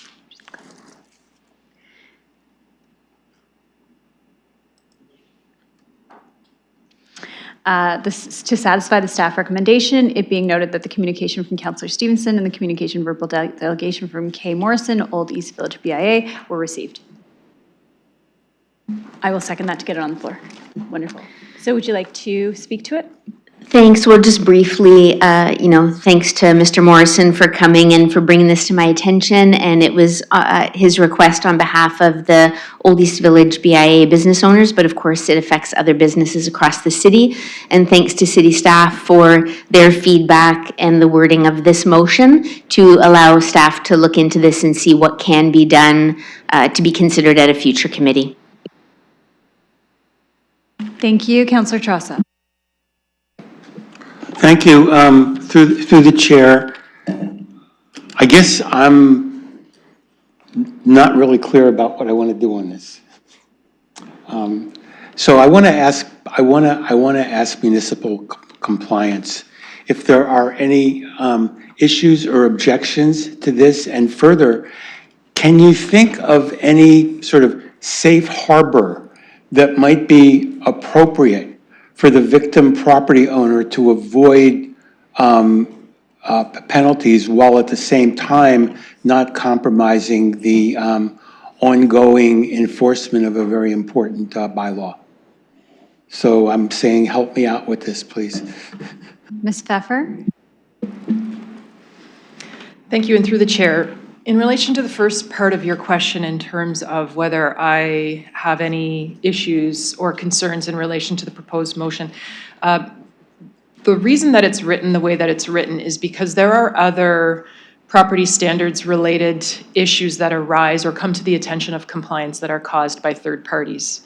And so my concern in specifically focusing on graffiti is that there are other property owners that would also be victims of something that have paid this administrative fee. So while I agree that it's important to do a review of this because we really do want to ensure that the principles of fairness are honored, it will be a fulsome review and not just specific to graffiti. Councillor Trasa. Thank you. Along those lines, would there be any possible amendment to this that could clarify that, what you just said? That would be helpful. Ms. Pfeffer, do you want to add anything to that? Through the chair, if there's something that would make it more clear, I would certainly be open to receiving or contributing to that. Councillor Trasa. Well, thank you, through the chair. One of the reasons why I'm torn on this is I view these bylaw enforcements in these bylaw violations in the nature of, and I don't want to get too tort technical here, but I view these as strict liability in infractions. And that is, it's not necessary to prove up an element of intent, they intended to do this, or even negligence. They were negligent in letting this happen. These are strict liabilities. If you have code enforcement, outstanding code enforcement issues, these are strict liability matters that you have to clear up. So while on the one hand, I am very sympathetic to what Mr. Morrison is saying. I've heard it from some of the residents in my property owners in my ward. On the other hand, I do not want to depart from the strict liability standard. And I'm not really asking for a legal opinion here, so I won't even do that. But is there a way to sort of provide some relief without calling into question the underlying strict liability essence of these violations? Ms. Pfeffer. Through the chair, that is an important consideration. What I do want to emphasize is that this fee that we're speaking about is a fee, and it's meant as some measure of cost recovery as well. So this, I want to avoid calling it a penalty. It's not a penalty. The penalty arises after the property owner is given the opportunity to comply, a reinspection occurs, and they have not complied. I don't know whether that answers your question or not, but that would certainly be, that would form part of our analysis as we're working through this report to come back. My worry through the chair, my worry in approving this would be it does open up a whole host of other areas. For example, a property owner is the victim of dumping. And as a result of that, they persistently do not clean up their property, and they persistently are attracting rats and other vermin. And I would say that they have an obligation to act affirmatively, yet they were not initially at fault. So I want to tread very carefully here. And just to clarify the last point that I made then, when I'm talking about strict liability standard is the facts speak for themselves. It doesn't matter whether you intended to do this or whether you allowed it to happen through some negligence or breach of an affirmative duty. It's just, this happened, therefore you're responsible for it, which I think is the appropriate standard for code enforcement, because I can just hear a number of property owners say, well, it really wasn't our fault because the tenant did it, or somebody else got onto the property and did it. And yes, now the elevator doesn't work and there's a hole in the floor, but it's not our fault. So I want to be very careful about this. Thank you. I have Councilor Ferreira next. Thank you, Chair. So I got some questions too. So just like, I guess, looking at the current process of how we do it right now. So basically, let's say there's graffiti or there's dumping, which could attract some type of vermin or something like that. There's a complaint issued, compliance comes out, they issue a warning. If it's not complied within a certain amount of days, then there's an AMP associated with that. Is that correct? Ms. Pfeffer? Through the chair, so our current process, whether a complaint is received or staff actually observes a violation, staff are empowered to take action immediately upon observing an infraction, I should say. If an order is issued to garner compliance, that order comes with an administrative fee. As I said, some measure of cost recovery to reflect the cost of our enforcement response, intake, inspection, et cetera. And then we revisit because we always have to conduct a second inspection to determine whether we have achieved compliance. If compliance is not achieved in that moment, then the individual property owner is issued another administrative fee, as well as at that point in time, they are advised that there will be a property cleanup conducted. The property cleanup is conducted, the costs for that cleanup are billed back to the property owner, and also we could look at potential penalty in the form of an AMP. Generally speaking, though, the administrative fees and the cost for cleanup are sufficient in terms of ensuring compliance going forward, so that's generally the route that we go. A penalty, an AMP, in addition to a cleanup, would likely only surface if we have issues with chronic non-compliance at the property. Councilor Ferreira? Okay, thank you for that. So the way I read this motion is we wouldn't issue the first AMP, but the property owner would still be the one who would have to put in the resources to do the cleanup, whether it's the removal or the graffiti or the cleanup of the garbage, but there'd be no AMP associated with that on the first one or on the second one.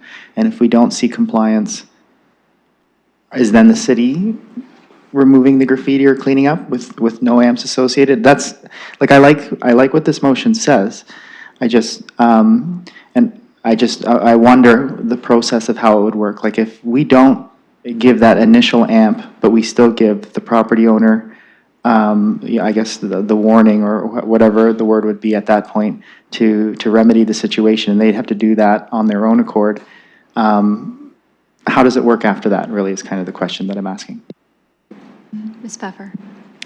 Through the chair, so a couple of quick points. The first fee is not an AMP. It is not a penalty, and it is an administrative fee, as I said, designed for some measure of cost recovery. And if I'm not mistaken, that is what the focus of this motion is. Property owners have come forward to say we weren't given an opportunity to comply prior to receiving what is perceived to be a fine, although it is a fee. Regardless, the order will be issued. The order is what signals to the property owner that they are on a time clock to ensure that they comply. Once that time clock expires, and it's currently 14 days, but we've had some discussions in the past in relation to property standards or yard and lot maintenance conditions that contribute or could potentially contribute to a rat infestation, we can look at shorter timeframes, but currently the compliance period is 14 days. We would have that municipal law enforcement officer reattend, inspect.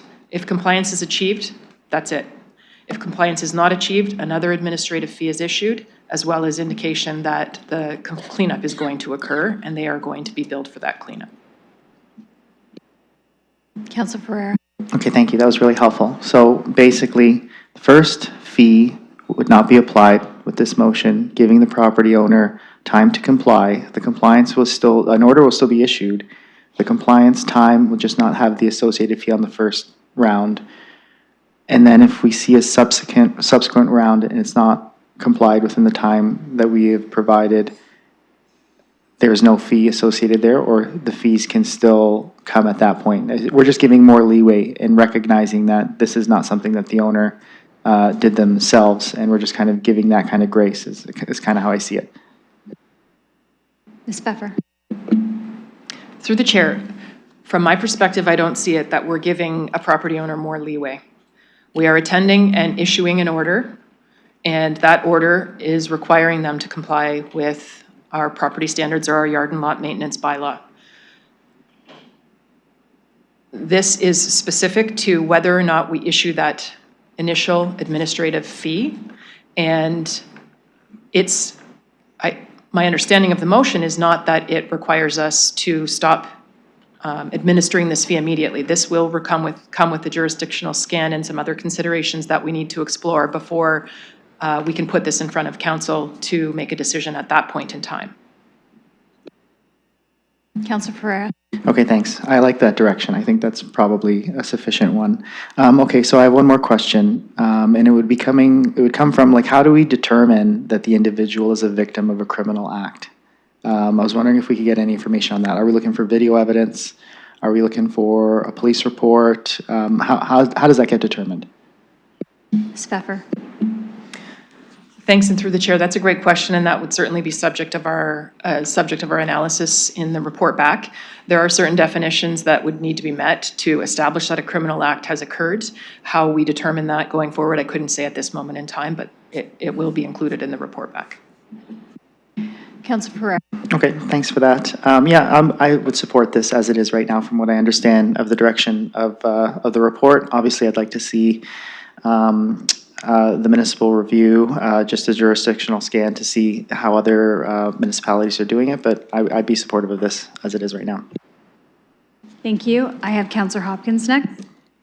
Yeah, thank you. I think I just had a couple of my questions answered, so we will get a report back then with an analysis of what this is going to look like. I just want to, I don't know if I need to ask staff a question, but I just want to share my concerns. I think cost recovery of the program is really important, that somehow we are able to meet that cost, that regardless, I don't want to get too much into the weeds, regardless of what it looks like, that we're able to recover costs. The program that we have now, are we able to do that? Maybe through the chair is a question to staff, that this program and the initiation of the fees are cost recovery, that we as a city do not pay for it. Ms. Pfeffer. Through the chair, so the fees that we're currently charging are some measure of cost recovery. These were introduced during the last MYB discussions, and it was determined at that point in time that the most appropriate bylaws in terms of orders being issued that could have a fee would be these two.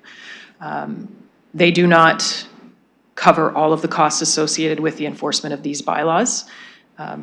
As I said, it's some measure, but that analysis would take much more time, and it wouldn't be subject to being included in the report back in relation to the current motion. So if that was something that you were looking for, we'd have to have additional direction on that.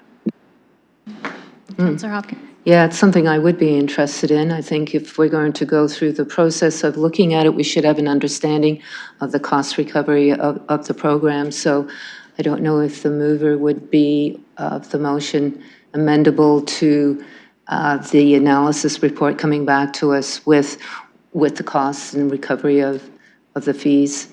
I think it's important that we understand the process going forward. So, Councillor, if I may, so are you looking to amend the first part of the motion where it reads that civic administration be directed to review the application of the administrative fee and any cost recovery associated? Okay, do I have a seconder on that amendment? Councillor Chasso, thank you. Okay, so we're now on the amendment. I'll look for discussion on the amendment. I have Councillor Ferreira. Thank you, Chair. Thanks to the mover and seconder for the amendment. I guess that would be something I'd be interested in too. I guess I'd also want to know is how often do we actually see these types of incidents occur through someone who is the victim of a criminal act? Do you have any numbers on that and how much that occurs, or any comparative numbers from the total amount to how much that would actually occur? Thank you, Ms. Pfeffer. I assume that would be part of a report back? Through the chair, I do have some sense of how many graffiti-related yard and lot maintenance orders have been issued since the inception of this fee. So since 2024, we've issued approximately 160 orders that would have come with this. I think it was initially a $50 fee, but with fees and charges increases, it's now a $55 fee. That gets us to approximately $8,000.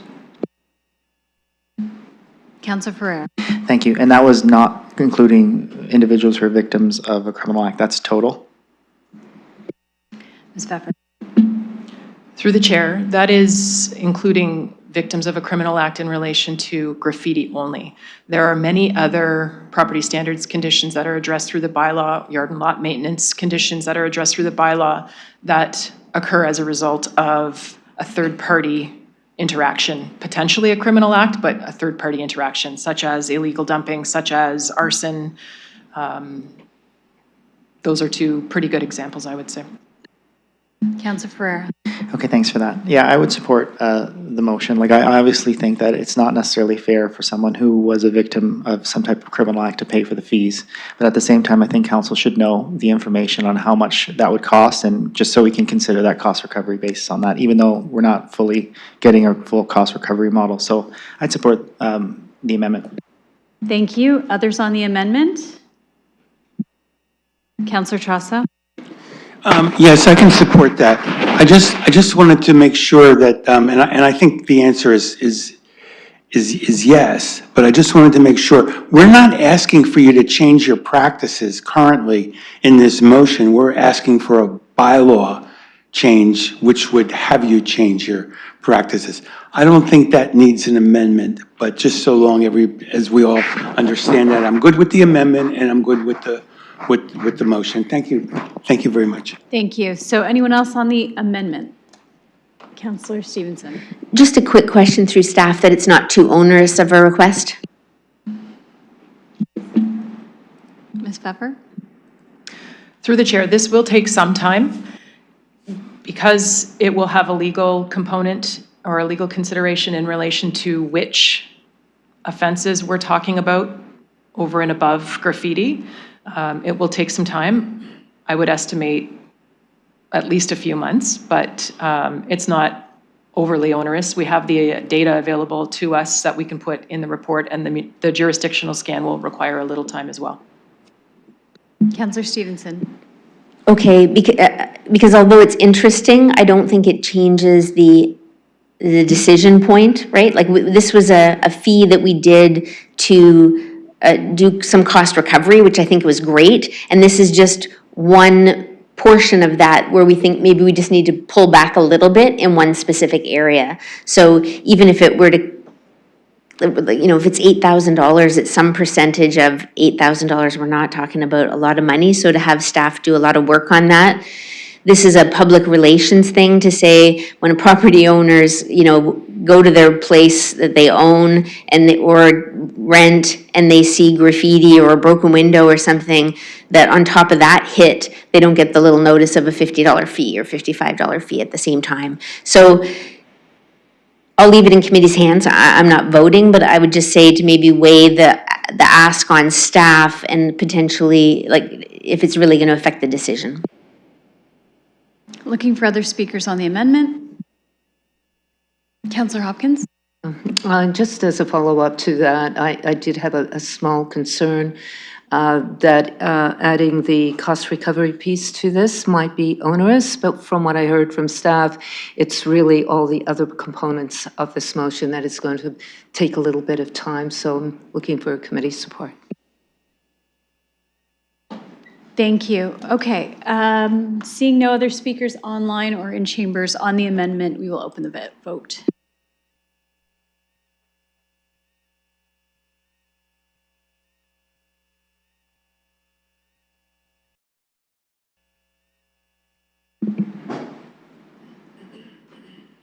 Closing the vote, the motion carries 4-1.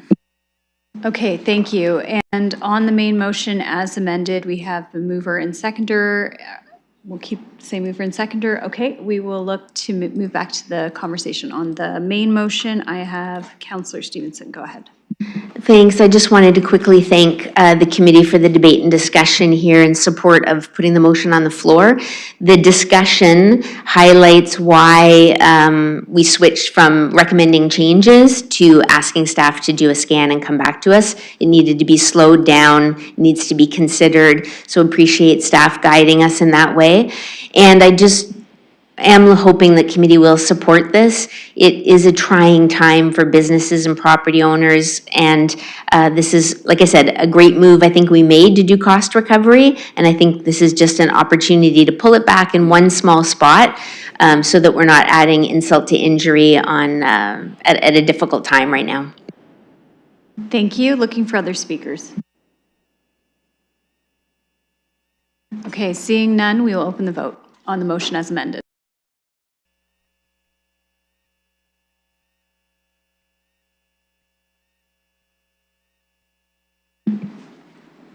Closing the vote, the motion carries 5-0. Okay, that takes us to deferred matters and additional business. We are back to item 2.3, which was the proposed winter response. We had a request for a delegation from Ms. Campbell from Arcade Street Mission. I will look for a mover and seconder to hear that delegation. I have Councillor Purble, Councillor Ferreira. Thank you. We will open that in the system in a moment.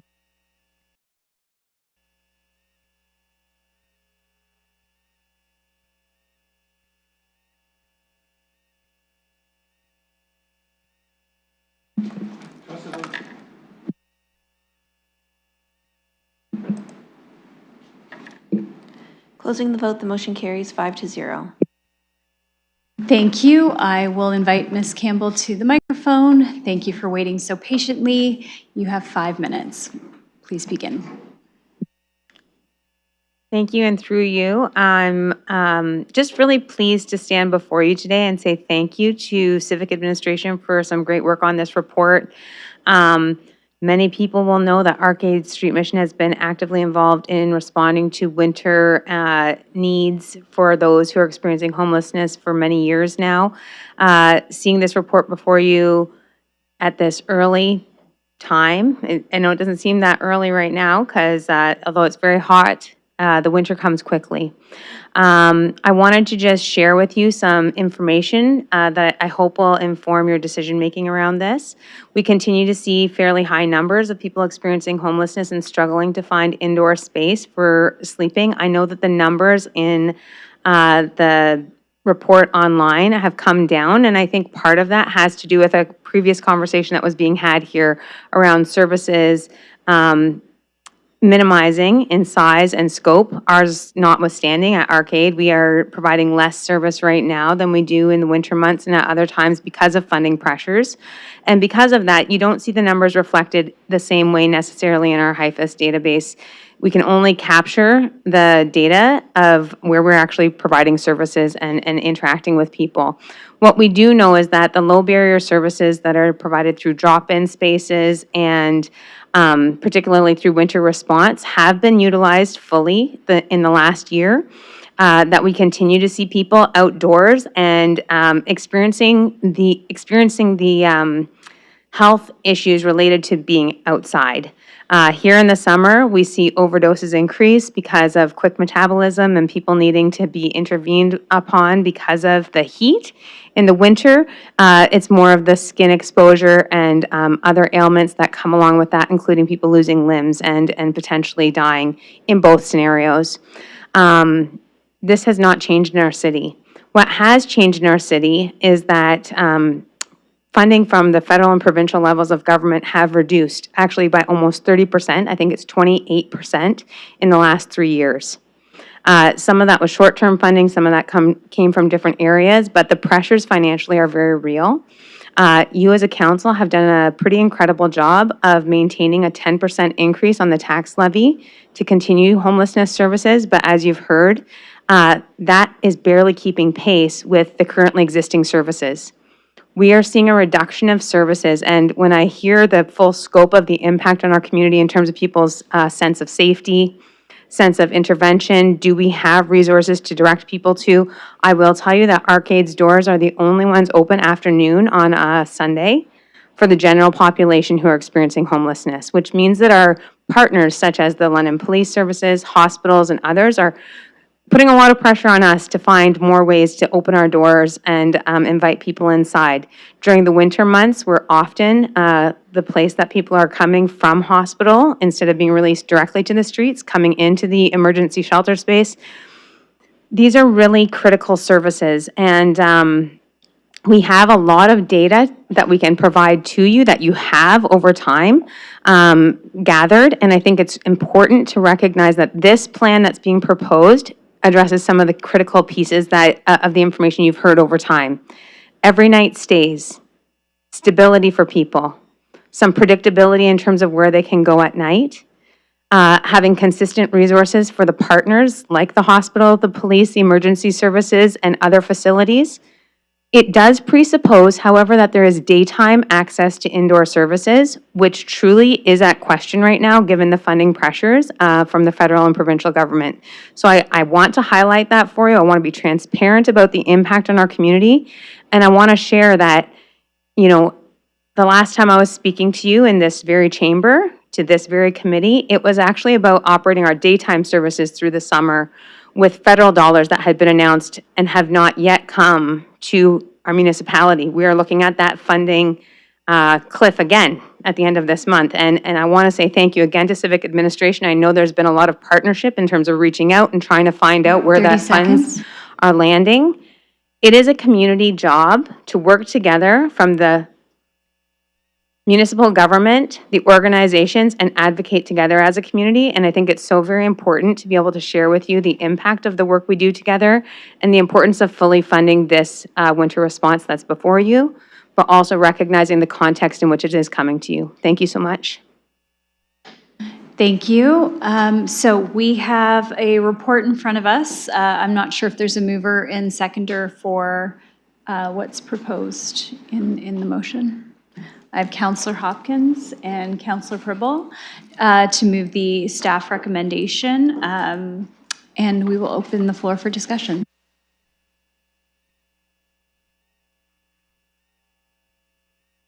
Councillor Hopkins. Yeah, just a few comments, and happy to move this. I want to thank Ms. Campbell for being here and the reminder to all of us, I guess, on the reduced funding and being on the AMO board. That is something that we continue to advocate on housing and homelessness with the provincial government and the need of of support to all municipalities, because it's just not happening here in the City of London. Also, thank you, Ms. Campbell, for the reminder. I often think we can always do a better job cooperating and working together, so thank you for reminding me of that again. Happy to support it. Thank you. Looking for other speakers? Councilor Preble? Thank you. I do have a few questions through your chair to the staff regarding this report. It states key policy and service delivery shifts based on lessons learned and partner feedback. Can you please let me know who were the partners included in this? Thank you. I'll go to Ms. Smith. Thank you. And through the chair, the partners that we met with feedback were all the service providers and organizations, city staff, et cetera, who were part of the 2025-2026 winter response.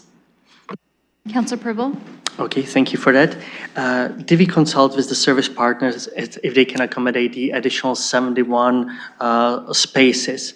And if they can, have they specified and guaranteed the locations? Ms. Smith? Thank you. And through the chair, just to clarify, are you referring to Tier 3?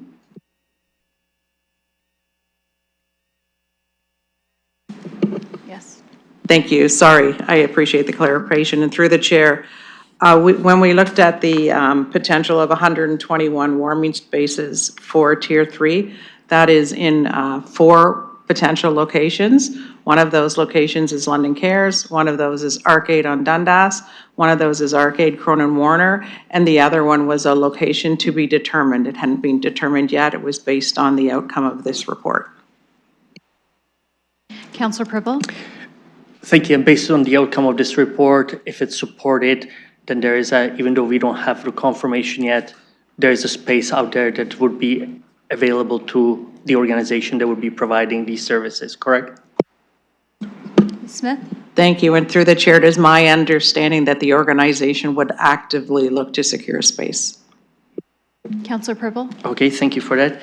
How will we verify that the services providers' commitments are being fulfilled? Any other accountability beyond the number of beds, anything else in terms of verifying that they are fulfilled? Ms. Smith? Thank you. And through the chair, all of our funding is tied to agreements. So those agreements would be articulate all the metrics, the outcomes, any evaluation, and any expectations required. So they would be in the agreements with the organizations. Some of the organizations, for example, in Tier 1, already have agreements with the City of London. They are current emergency shelters. So this would be part of their agreements that they already have and they are already actively reporting on. Councilor? Okay, thank you for that. What formal methods do we have currently in place that the residents or businesses can submit their complaints or feedback regarding any of the potential issues? Ms. Smith? Thank you. And through the chair, it's my understanding that Service London is the City of London's service portal that responds to residents, customers, businesses, complaints, et cetera. Councilor Preble? So there will be the portal of Services London will do one. I see the nod. Thank you very much. As these services that are provided mainly in one area of the city, are there certain additional things that we consider providing in terms of the improving safety, security, cleanliness, garbage pickup, etc.? Ms. Smith? Thank you. And through the chair, so this is a winter response, and the purpose of that is to get individuals off the streets, off the front doors of people's businesses, off where they're sleeping now, or in the winter on alleyways. So it is my understanding that I'm assuming there would be less garbage, less safety and security. As I can speak to examples from our past winter response, going to the community center on those evenings, driving down the street, Dundas Street, from top to bottom in collaboration with the police and other emergency response providers. It was about getting people off the streets and into these warming and resting spaces. So in my mind, the safety and security of the streets was a lot safer when we took people off the streets, less garbage because people were not having their encampments, which we often see, and I know through my fire notification, we see less encampment fires, less debris in encampments because we're taking people off the streets, out of encampments, and into a warm place to stay. Counselor? Thank you, and it certainly does make sense. I think it's also up to us, the council, to make certain potential decisions if we see that certain things are getting out of hand, for us to allocate certain amounts, funds to help. Again, looking at both sides, on all actually, so I was going to say both sides of the coin, but it's actually many, many sides that we have to look at. And it's true that it's 1 week from another, it could be completely different. On page 69, the cost day, how were they calculated, determine these amounts? Were they based from the report, Were they based on City of London or the averages of other municipalities? Was London included in it? So again, the financial analysis table, page 69, cost per day. Thank you. I'll go to Ms. Smith.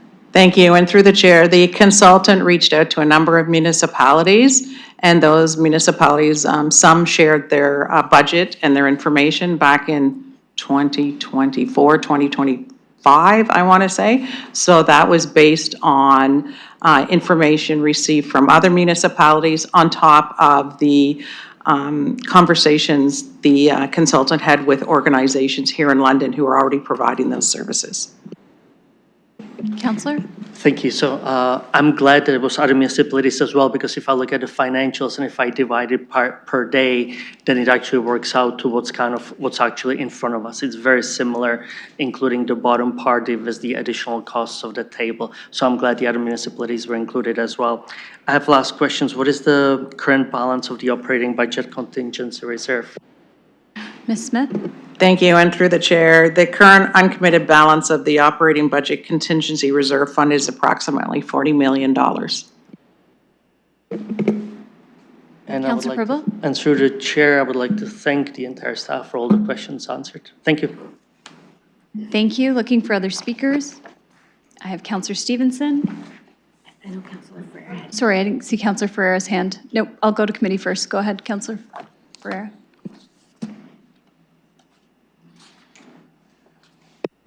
Oh, it worked, okay. Thanks, Chair. Thanks for the report. I do see that this is, like we had a recommendation at February, I believe it was. This is far from the recommendation. However, it is far, but it seems to be capturing a lot of the things that we were trying to speak to. I do see that instead of opening up spaces at certain thresholds, we have the spaces consistently open from December to March, which is good. So, and I totally understand the staff consideration, and we had these conversations during the last winter. It's hard to lead up and ramp up and open up a facility with certain lead-up times because we have like that 12-hour window, and then we don't know what the weather's going to do. And the consistency on that is something that will help so people know where to go, know it will be open, rather than showing up and then you find out that a facility is closed, so I get that. I do have a question, though, about the tier system. Why are we still following the tier system? Like, I understand that report that was added on the added agenda, and I did see that report before, does kind of talk about a tier system as well. But why are we still using a tier system here? Because we have tier 1 for 44 beds from December 1st to March 31st, and we also have tier 3 with 121 beds that is also open during the same period. So what would be the distinction between those two spaces, those two tiers, and the beds that are open? Why are they different? Ms. Smith? Thank you, and through the chair, that's a very good question. We tried to keep the same model that council approved in 2025 and 2026 because you also approved the funding for 25, the last winter and this coming winter.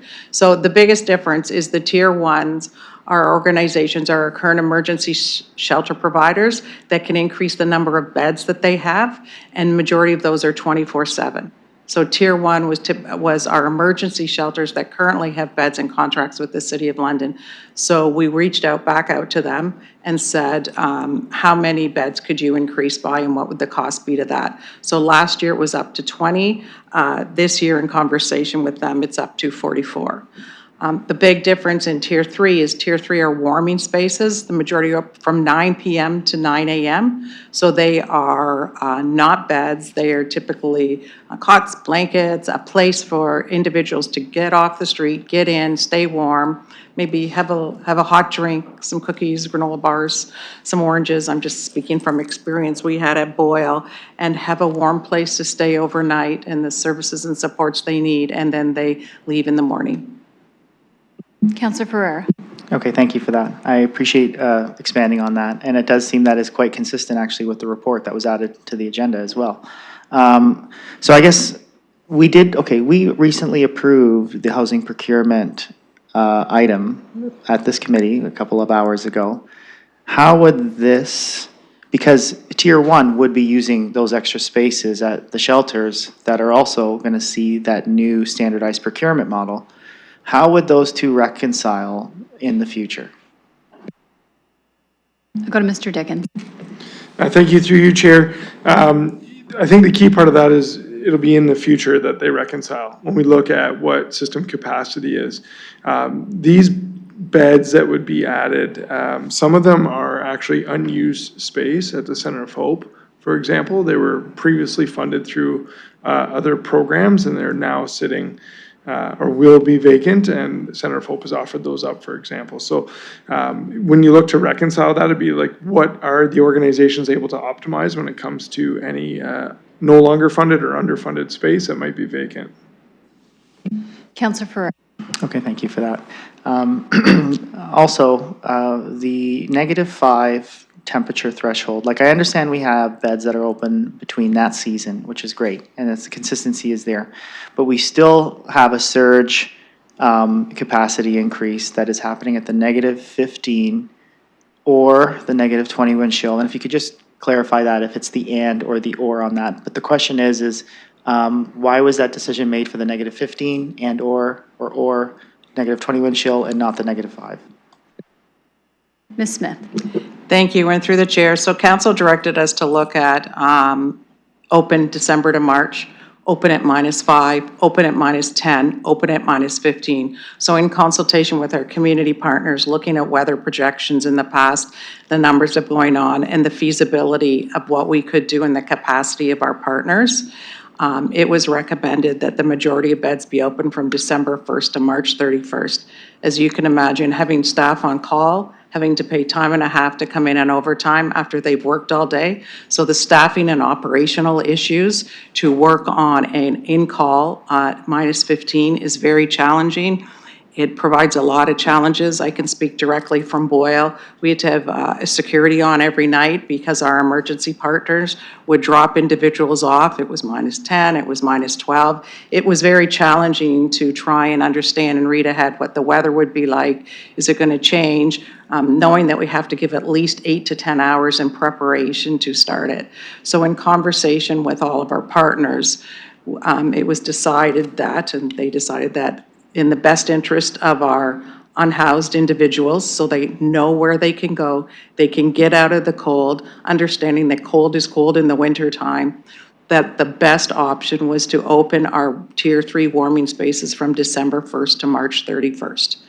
Currently in the contracts of our emergency shelter providers, there is a clause in the contract that they will open surge beds when it hits -15 to -20. That is in the current contract. It extends this year. It's already built into the contract and the funds that they receive. So that would be an increase of up to 29 beds that are already in emergency shelters contracts that they would do. In addition, our Tier 3 warming spaces, last year may have had only 25 spaces, but they opened up an additional 5 at no extra cost because you don't want to turn individuals away. Councillor? Okay, thank you for that. So I see like the consistently open spaces will be 240, correct? The total number was 240, I thought, for the December 31st, or December 1st to March 31st. Ms. Smith?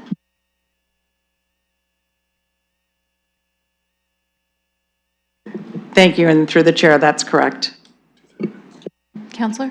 Okay, thank you. And I also see that our numbers, I think it was the maximum or maybe the average, I think it was the maximum number of individuals that we were bringing inside was around the same number, 240 in the last season? Ms. Smith? Thank you, and through the chair, at our prime point of individuals, that is correct. It was between around 240. Counselor? Okay, thank you. So the way I see it is we have a consistent opening of spaces, whether the beds, whether they're warming spaces, from December 1st to March 31st, and it is kind of matching the number of the maximum amount of people that we did have in one night from our top number on the night. And that's from the last season, so I guess like this season could be different. I would assume there may be more, but we do have that surge capacity as well, and I guess we would have to learn and maybe adjust going forward on that. So I guess my finalized question that I'd really like to ask, actually I might have two, but the one that I really want to know is between the surge capacity for the -15 and 20 wind chill, is that and or do we need to hit both the -15 and -20 wind chill? I think that's was the issue we had last time. How does that work? Thank you, and through the chair, it's or. Sorry, so that means if it's -15 or there's a wind chill of -20, at that point, emergency shelters would open up their surge beds. Counselor? Perfect, thank you. All right, so that does get over the big issue that we had last time. So my final question would be, these extra funds that are coming out are coming from the operating budget contingency reserve. I understand the extra money is because we have that consistently, that more open, consistent spaces night by night. We're not going by the just opening and closing depending on the weather. But looking at the operating budget contingency reserve fund, that does imply to me if this is kind of like a temporary thing, because we don't have a consistent source of funding for that. So if you could just... 30 seconds. So this is my last question. So if you could just give me any thoughts on that or any kind of discussion that staff may have had when it comes to that. Ms. Smith? Thank you, and through the chair, that is why we have requested in the motion that Civic Administration be directed to prepare a business case for the 2027 annual budget for winter response for funding. So we would bring forward a business case to articulate the cost of the proposed winter response plan on a move-forward basis. So we wouldn't be coming back every year with a request for funding. We would be seeking permanent funding to support a winter response plan until such time as potentially we didn't need one in our city. Counselor? Okay, thank you for that. I appreciate the work. I appreciate how you've laid out the report, very clear, very straightforward, and it does speak to the issues that we've saw, even though council gave you a direction and you gave us this, it is kind of speaking to some of the things that we didn't speak to at that direction. So I appreciate it. I think this is a good direction, a good way to go. Thank you. I have, Counselor Stevenson next, but I do have some members of committee. Are you okay to wait until after committee members have spoken? Okay. I'll go to Counselor Trosso, then I have myself on the speakers list, and then I'll go to Counselor Stevenson. Thank you, through the chair, just to say thank you very much for this report. I'll be supporting this, no big surprise, but the thing I really like about it is that we're going to try to regularize this by including this in the budget request.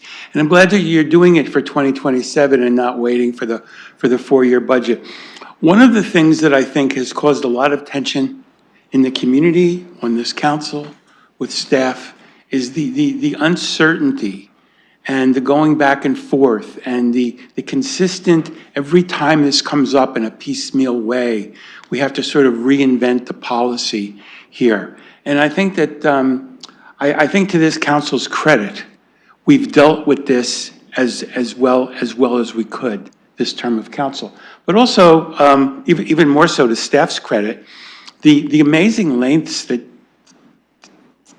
you all personally have gone to deal with these very difficult circumstances on such sometimes short notice.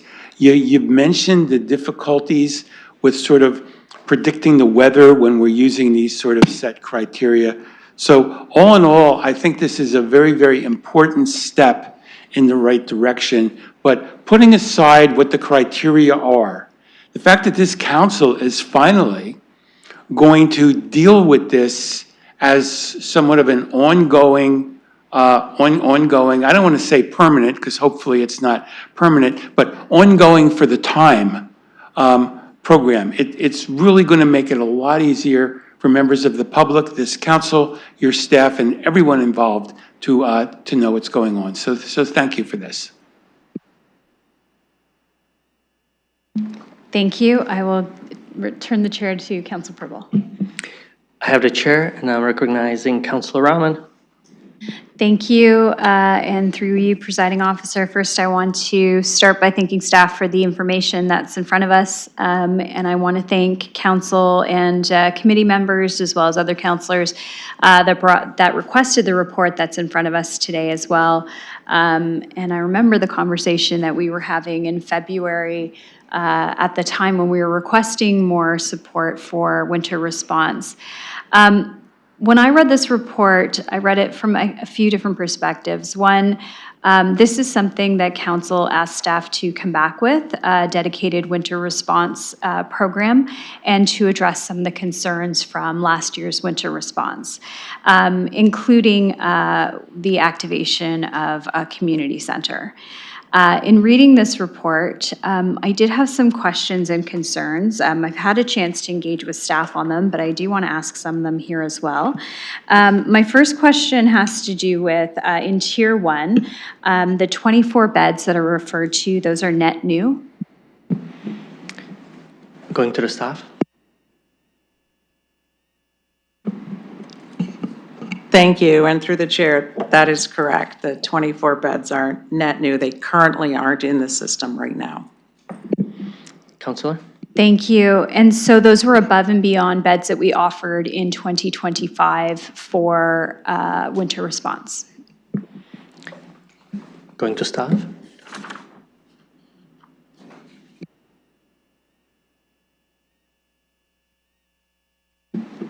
Thank you, and through the chair, it's a bit of a combination. I believe Salvation Army, Center of Hope, and at LOSHA did provide some beds in our past winter response. And they've agreed to participate again this year, and as has CMHA, My Sister's Place, with increased beds. Thank you, Councilor. Thank you, and through the presiding officer, but those could have been funded by other sources like UHEI or other potential funding sources in the past. Going to Ms. Smith. Through you, Mr. Presiding Officer, some of those beds were funded through UHEI, through Salvation Army, and they had some female beds that were funded. Councilor? Thank you. So when we're talking about the funding that we have and the amount of spaces that we have, and this increase coming out of the operating budget contingency reserve, I do have some concerns, and I want to ensure that we are right-sizing. So as I hear about the need and we talk about the numbers from last year, as well as some of the considerations even up to last week with House of Hope, I'm just wondering, how do we ensure that we have the right number and the right amount of supports? Because when we were having this discussion last year, we were also on the cusp of the micro-modular shelters opening. We were on the cusp of them being fully ramped up and activated, as which they are now. And yet we're saying we need the exact same number of spaces that we needed when we funded the micro-modular shelters. We're saying that we need the exact same number of spaces, even as we're talking about the House of Hope and the extension of their beds, which I know when this report was being contemplated, that was still an unknown. So there are a lot of things I think that are, and I get that it's not an exact, there's not exact numbers. I understand that. There's a lot of flexibility in the numbers, but I'm wondering, and I'm not as comfortable supporting what's in front of us right now. I actually have an alternative motion drafted because I would like to see a report back a check-in with staff and service providers for something around 60 to 80 warming spaces at the Tier 3 level. As an alternative for funding based on what we saw last year, the spaces that we funded elsewhere, the micro-modular shelters, the other beds that have opened in supportive housing that are also not included as part of this report. I want to make sure that we have a better sense of what the needs are before we commit to this increase. So those are some of the things that I was hoping to get more clarity on and wanted to get a report back. I also would like to better understand if it's possible to go back to providers and say, can you give us a better costing around per use? So is it possible to look at other potential models so that we're actually paying for space instead of potentially space that is underutilized? Because I think that's important as well. And lastly, I wanted to ask a question about the funding for Cronin Warner and why the extension to June 30th is in front of us and in this report. Thank you, and going to Mr. Dickens for the answers. Thank you, Mr. Presiding Officer. And through you, I'll start this response and throw it over to my team members if there's anything else to add. So a couple of things that just confirm some assumptions, and that is that this report was crafted before we knew the fate of House of Hope. And it is crafted without knowing if there will be any project delays in some of the Indwell projects and Vision Soho and all the other housing projects that are in the pipeline. If those things come online and people start moving into those spaces or moving out of shelters into those spaces and folks can move through the system, that's fantastic. Staff took the approach of, this was our high watermark last year with a lot of interventions in place. And we want to make sure that what we presented to you today was not undercutting what the need could potentially be. And present to you a number and have committee say, but there's more people than that. Why do you not have a winter response plan that addresses the potential surge or increase in individuals? So we've given you the high watermark. Absolutely want to ensure that most people move indoors through the other projects that are underway. And absolutely, we hope there's no delays. As far as the funding for Cronin Warner, I believe that was the question. We have treated it as separate and apart, of course, in this report, but also it's reflective of a later wind down date. And the reason for that is that the service provider, Ms. Campbell, indicated that if the program were to run until March 31st, there would need to be a recognition that that means they'll have to start decanting people and potentially losing staff prior to March 31st. And so it would be more of a wind down to March 31st than an abrupt stop on March 31st. And that puts the folks that we're all trying to support in a fairly precarious situation, also puts the organization in a position they have to make decisions about what that looks like for staffing and carrying that service forward. So the feedback we received as part of the consultation process was that they would need an extended runway so that when they could meet their March 31st, support all the individuals that we want them to support, and then wind down their operations at that point. So instead of a hard stop and it ultimately start winding down in January or February. Thank you. I think there was also one question regarding costing per use. And I would imagine, I think it was meant costing per use instead of per person, if I remember correctly. Maybe the council can clarify. Sorry, just to clarify, yeah, it was looking at a different model, that if staff could come back with some alternative models that actually dealt with the per bed cost when they're used. And going to the staff for their feedback. Thank you. Through the chair, that is the conversation we'd have to take back and talk to our community partners about. Thank you, Councillor. Thank you. I have 30 seconds. I'll be very quick. Why not, for Arcade and Cronin Warner, why not part of the procurement framework? And the June 30th, because right now it's bring back another business case, and Cronin Warner is bring back another business case, but why not through the procurement framework? And going to the staff. Through you, Mr. Presiding Officer, great question. And as we talked about a couple hours ago, when that procurement call out goes out, I think organizations that are providing temporarily funded beds would be wanting to consider their alignment with whatever that procurement category is. And so be it emergency shelters, for example, if that's how the Arcade sees themselves at Cronin Warner. The other piece is that that site was designated through a very different process. It sort of came about through this avenue and not part of the typical system, and it's funded temporarily.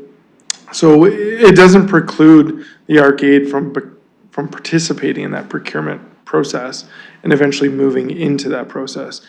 As our procurement officer indicated earlier, the timing of what it takes for a successful procurement to be rolled out, including coming back to council with regular updates and seeking direction on an RFP of emergency shelters, would push way past the March 31st. So to suggest that we could get the Arcade into the procurement framework and have that procurement framework and the funding wrapped up by March 31st just would not work timing-wise, according to our procurement office, and that's probably very fair. And even with the June deadline, it would give us certainly more time and a better target to try and achieve. Thank you, Councillor. Thank you. I know my time's up, so I will leave my questions at that for now, but I'll be calling the motion separately. So returning to chair back to you with Councillor Stevenson on the list. Thank you. I will go to Councillor Stevenson. Thank you. I do have a bunch of questions. It talks about incorporating lessons learned from the implementation, and this is being a revised winter response approach from last season, and I understand why. I put the full consultants report on the agenda for the public and for council because as representatives of the taxpayers in terms of the $30,000 that was spent on this study, my questions, a lot of them are around why we didn't follow what's in the study as much as maybe we could have, because we're moving away from what the study says is a tiered winter response activating as a surge response during extreme weather. They saw it as a best practice. And yet we're moving away from that. So we used to have shelter spaces and warming spaces for 4 months, and then we were advised not to do that, to move away from that. We moved towards the Cronin Warner and having it year-round. And then we added this surge response, which we've abandoned after 1 year. We're moving right back, it feels like, to the beginning of this term, where we're going to have warming spaces open from December to March, which is what we had before, and there was tons of criticism around that. Partly because there's very bad weather in April.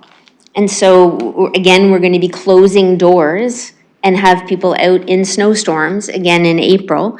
And there's not going to be a response to the extreme weather. So as I go through the key findings in this consultant study, they recommended a surge capacity of -5.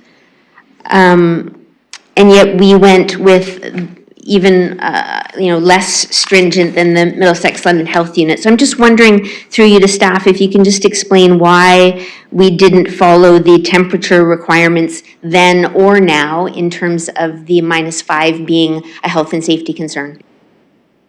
Thank you. I'll go to Ms. Smith.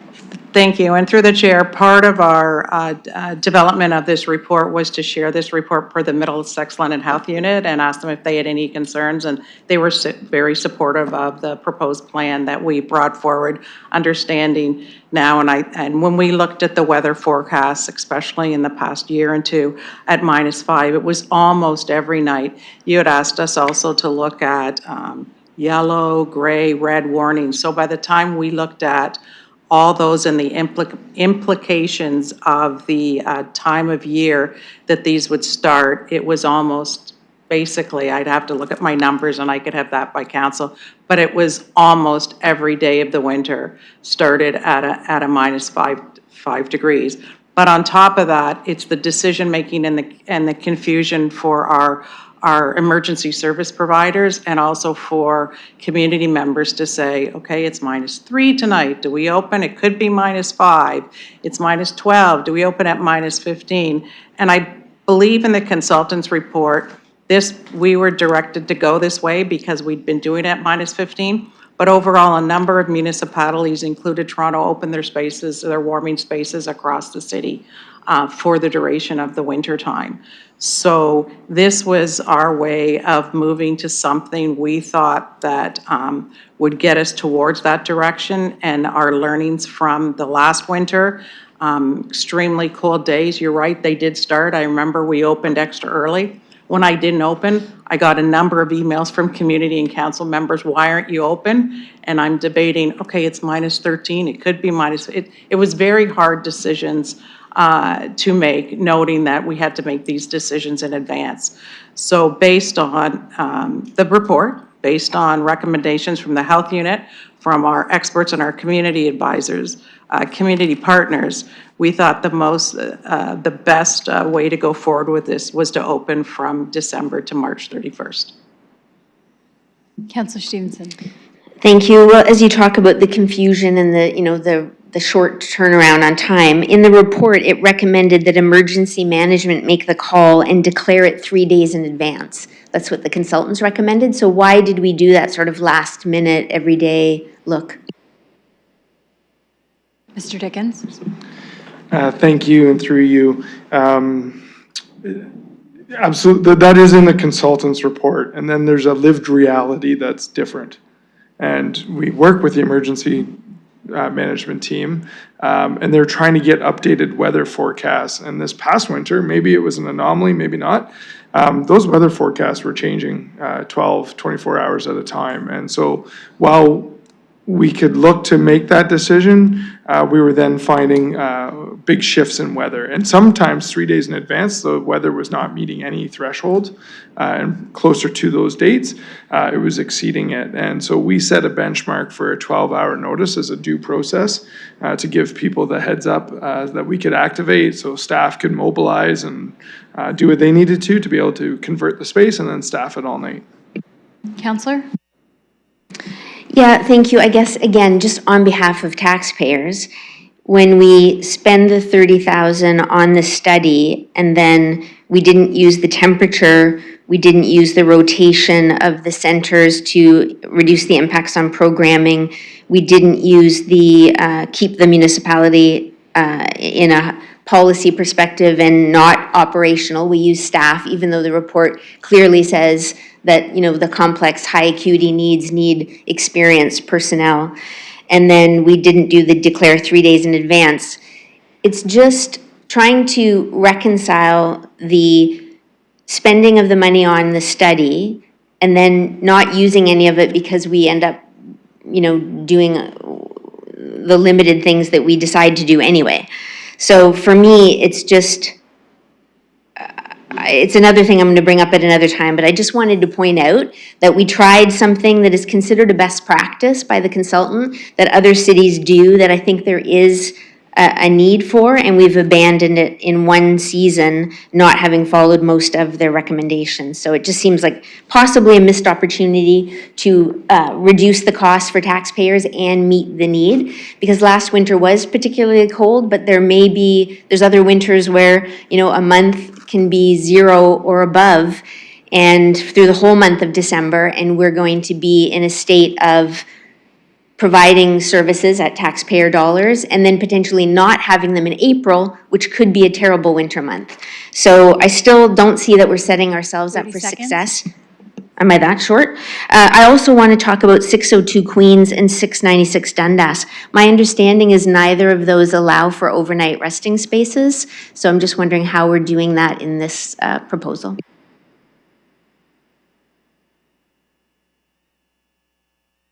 Mr. Dickens. Thank you, through you, Madam Chair. I'm not sure about the zoning on the residential, whether they're classified as residential. I think it's just the overnight operating space, like overnight resting.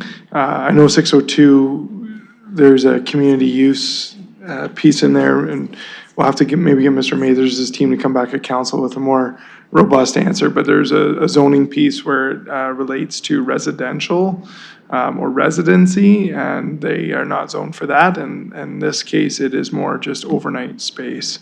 And so that's been deemed to be appropriate use. Counselor, 15 seconds.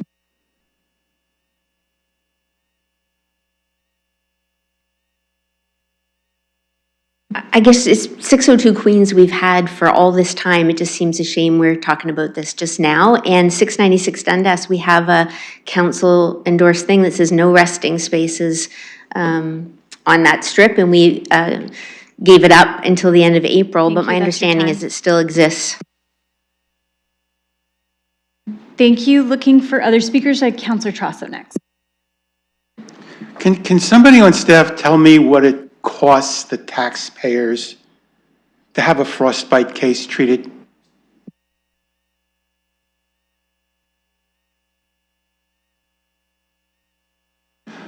Okay, I'll take that as a no. Sorry, I'm not getting any responses. Can somebody on staff tell me what it costs the taxpayers for the police to have to intervene in a situation where they see somebody freezing on the street?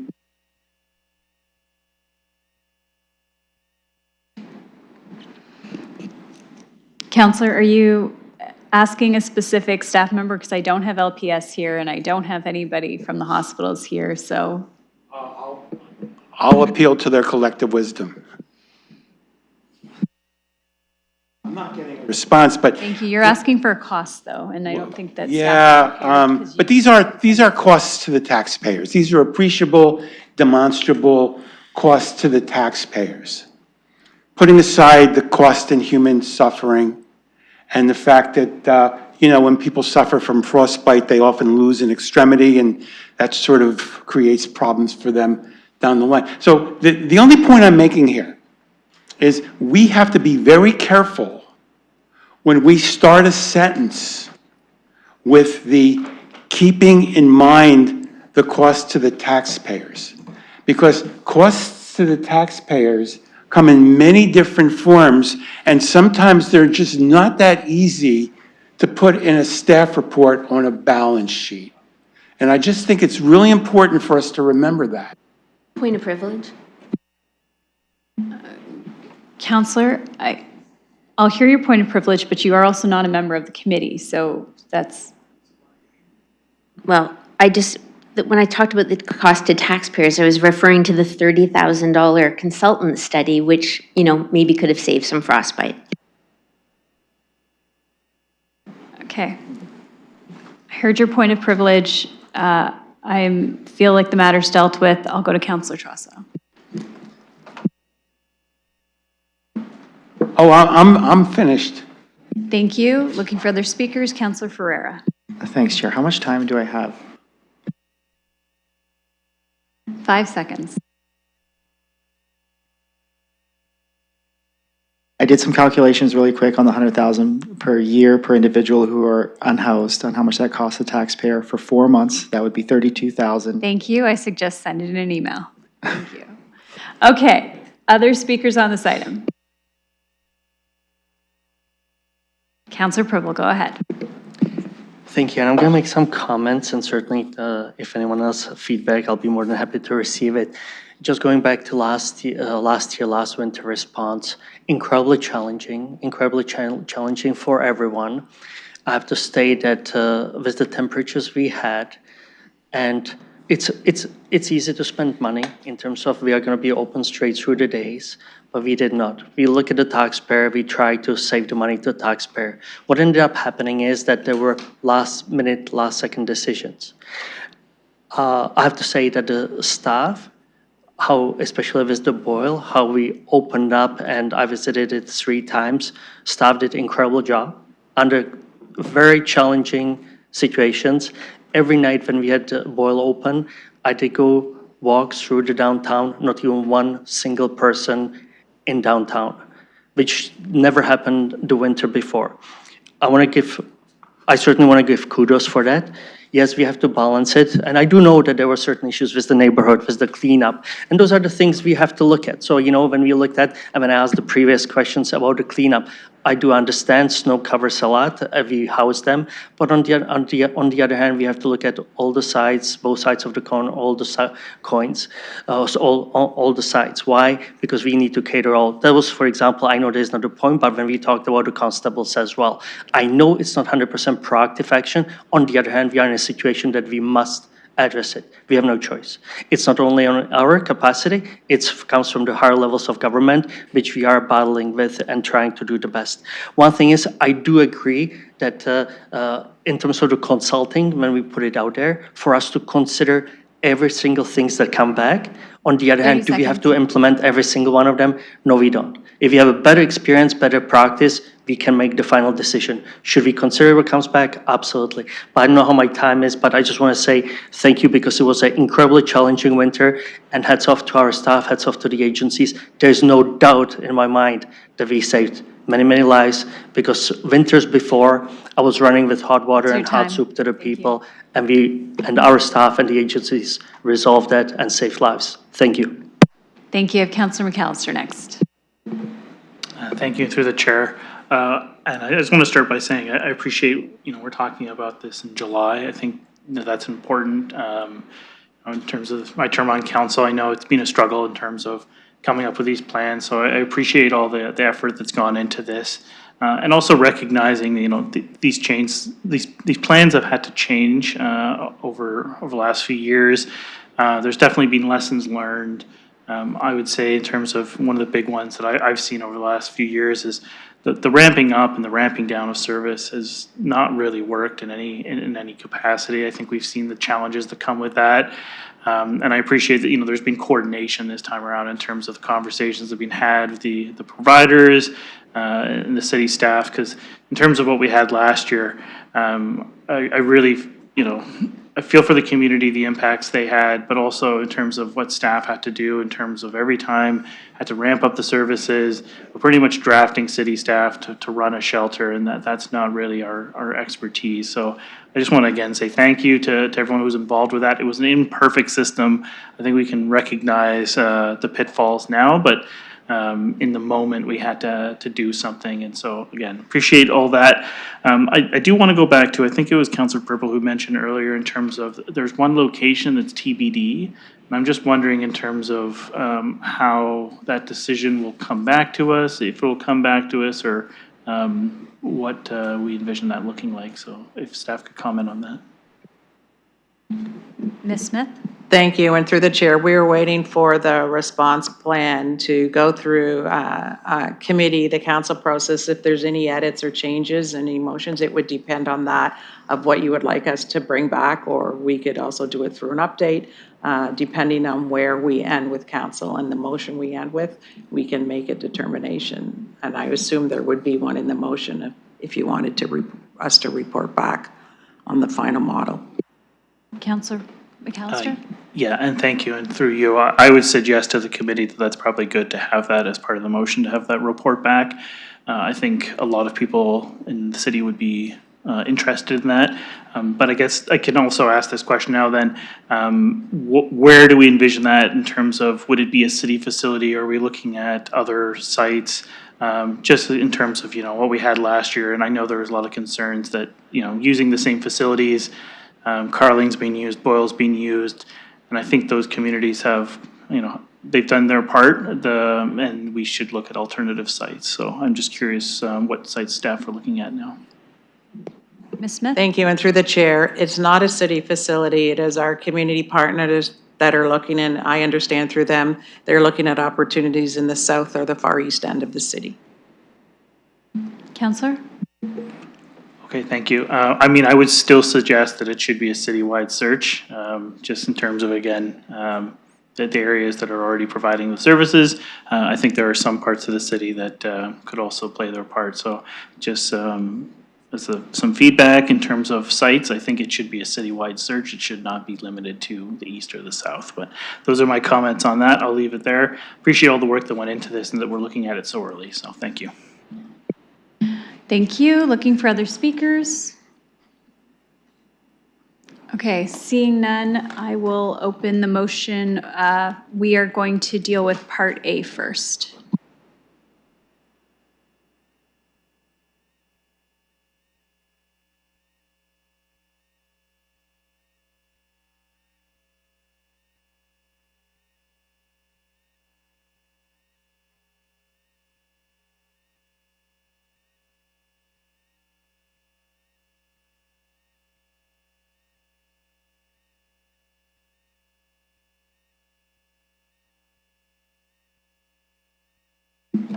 Counselor Trossau?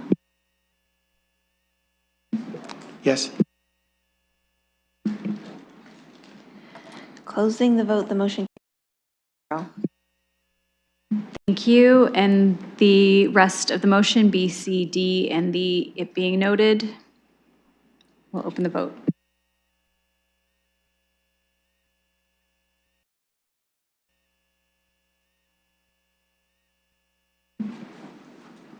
Counselor Trossau?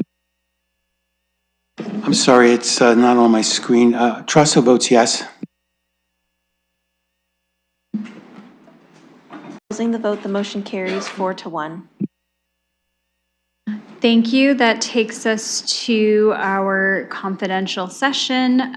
We have 2 items in confidential session. I'll look for a mover and seconder for those items as outlined in the agenda. We have Councillor Hopkins and Councillor Ferreira, and we'll open that in the system just a moment.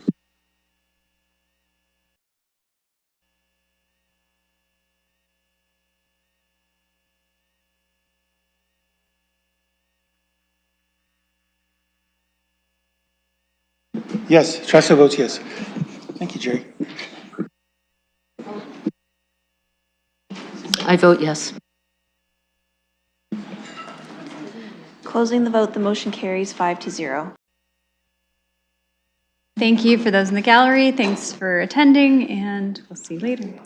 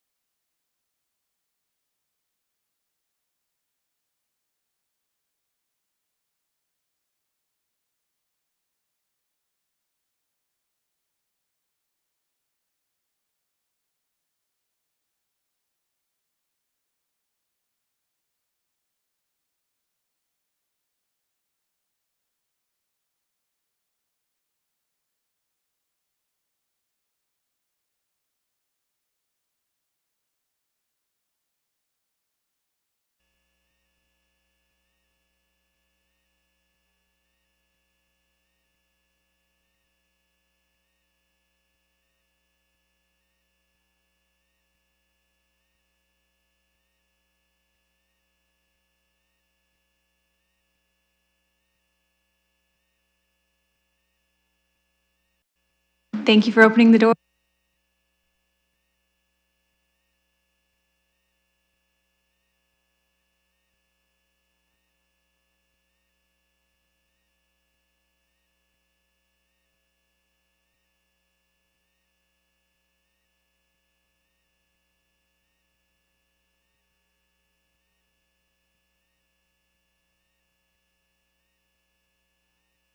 Thank you. I'll go to Councillor Purple to report out. Thank you, Chair, and I would like to report at the point 6.1 and 6.2 on the CPSC confidential agenda, and the progress has been made. Thank you. Thank you. I'll look for a motion to adjourn. Councillor Hopkins, Councillor Chausa, thank you. All in favor by hand. Motion carries. Thanks, everyone.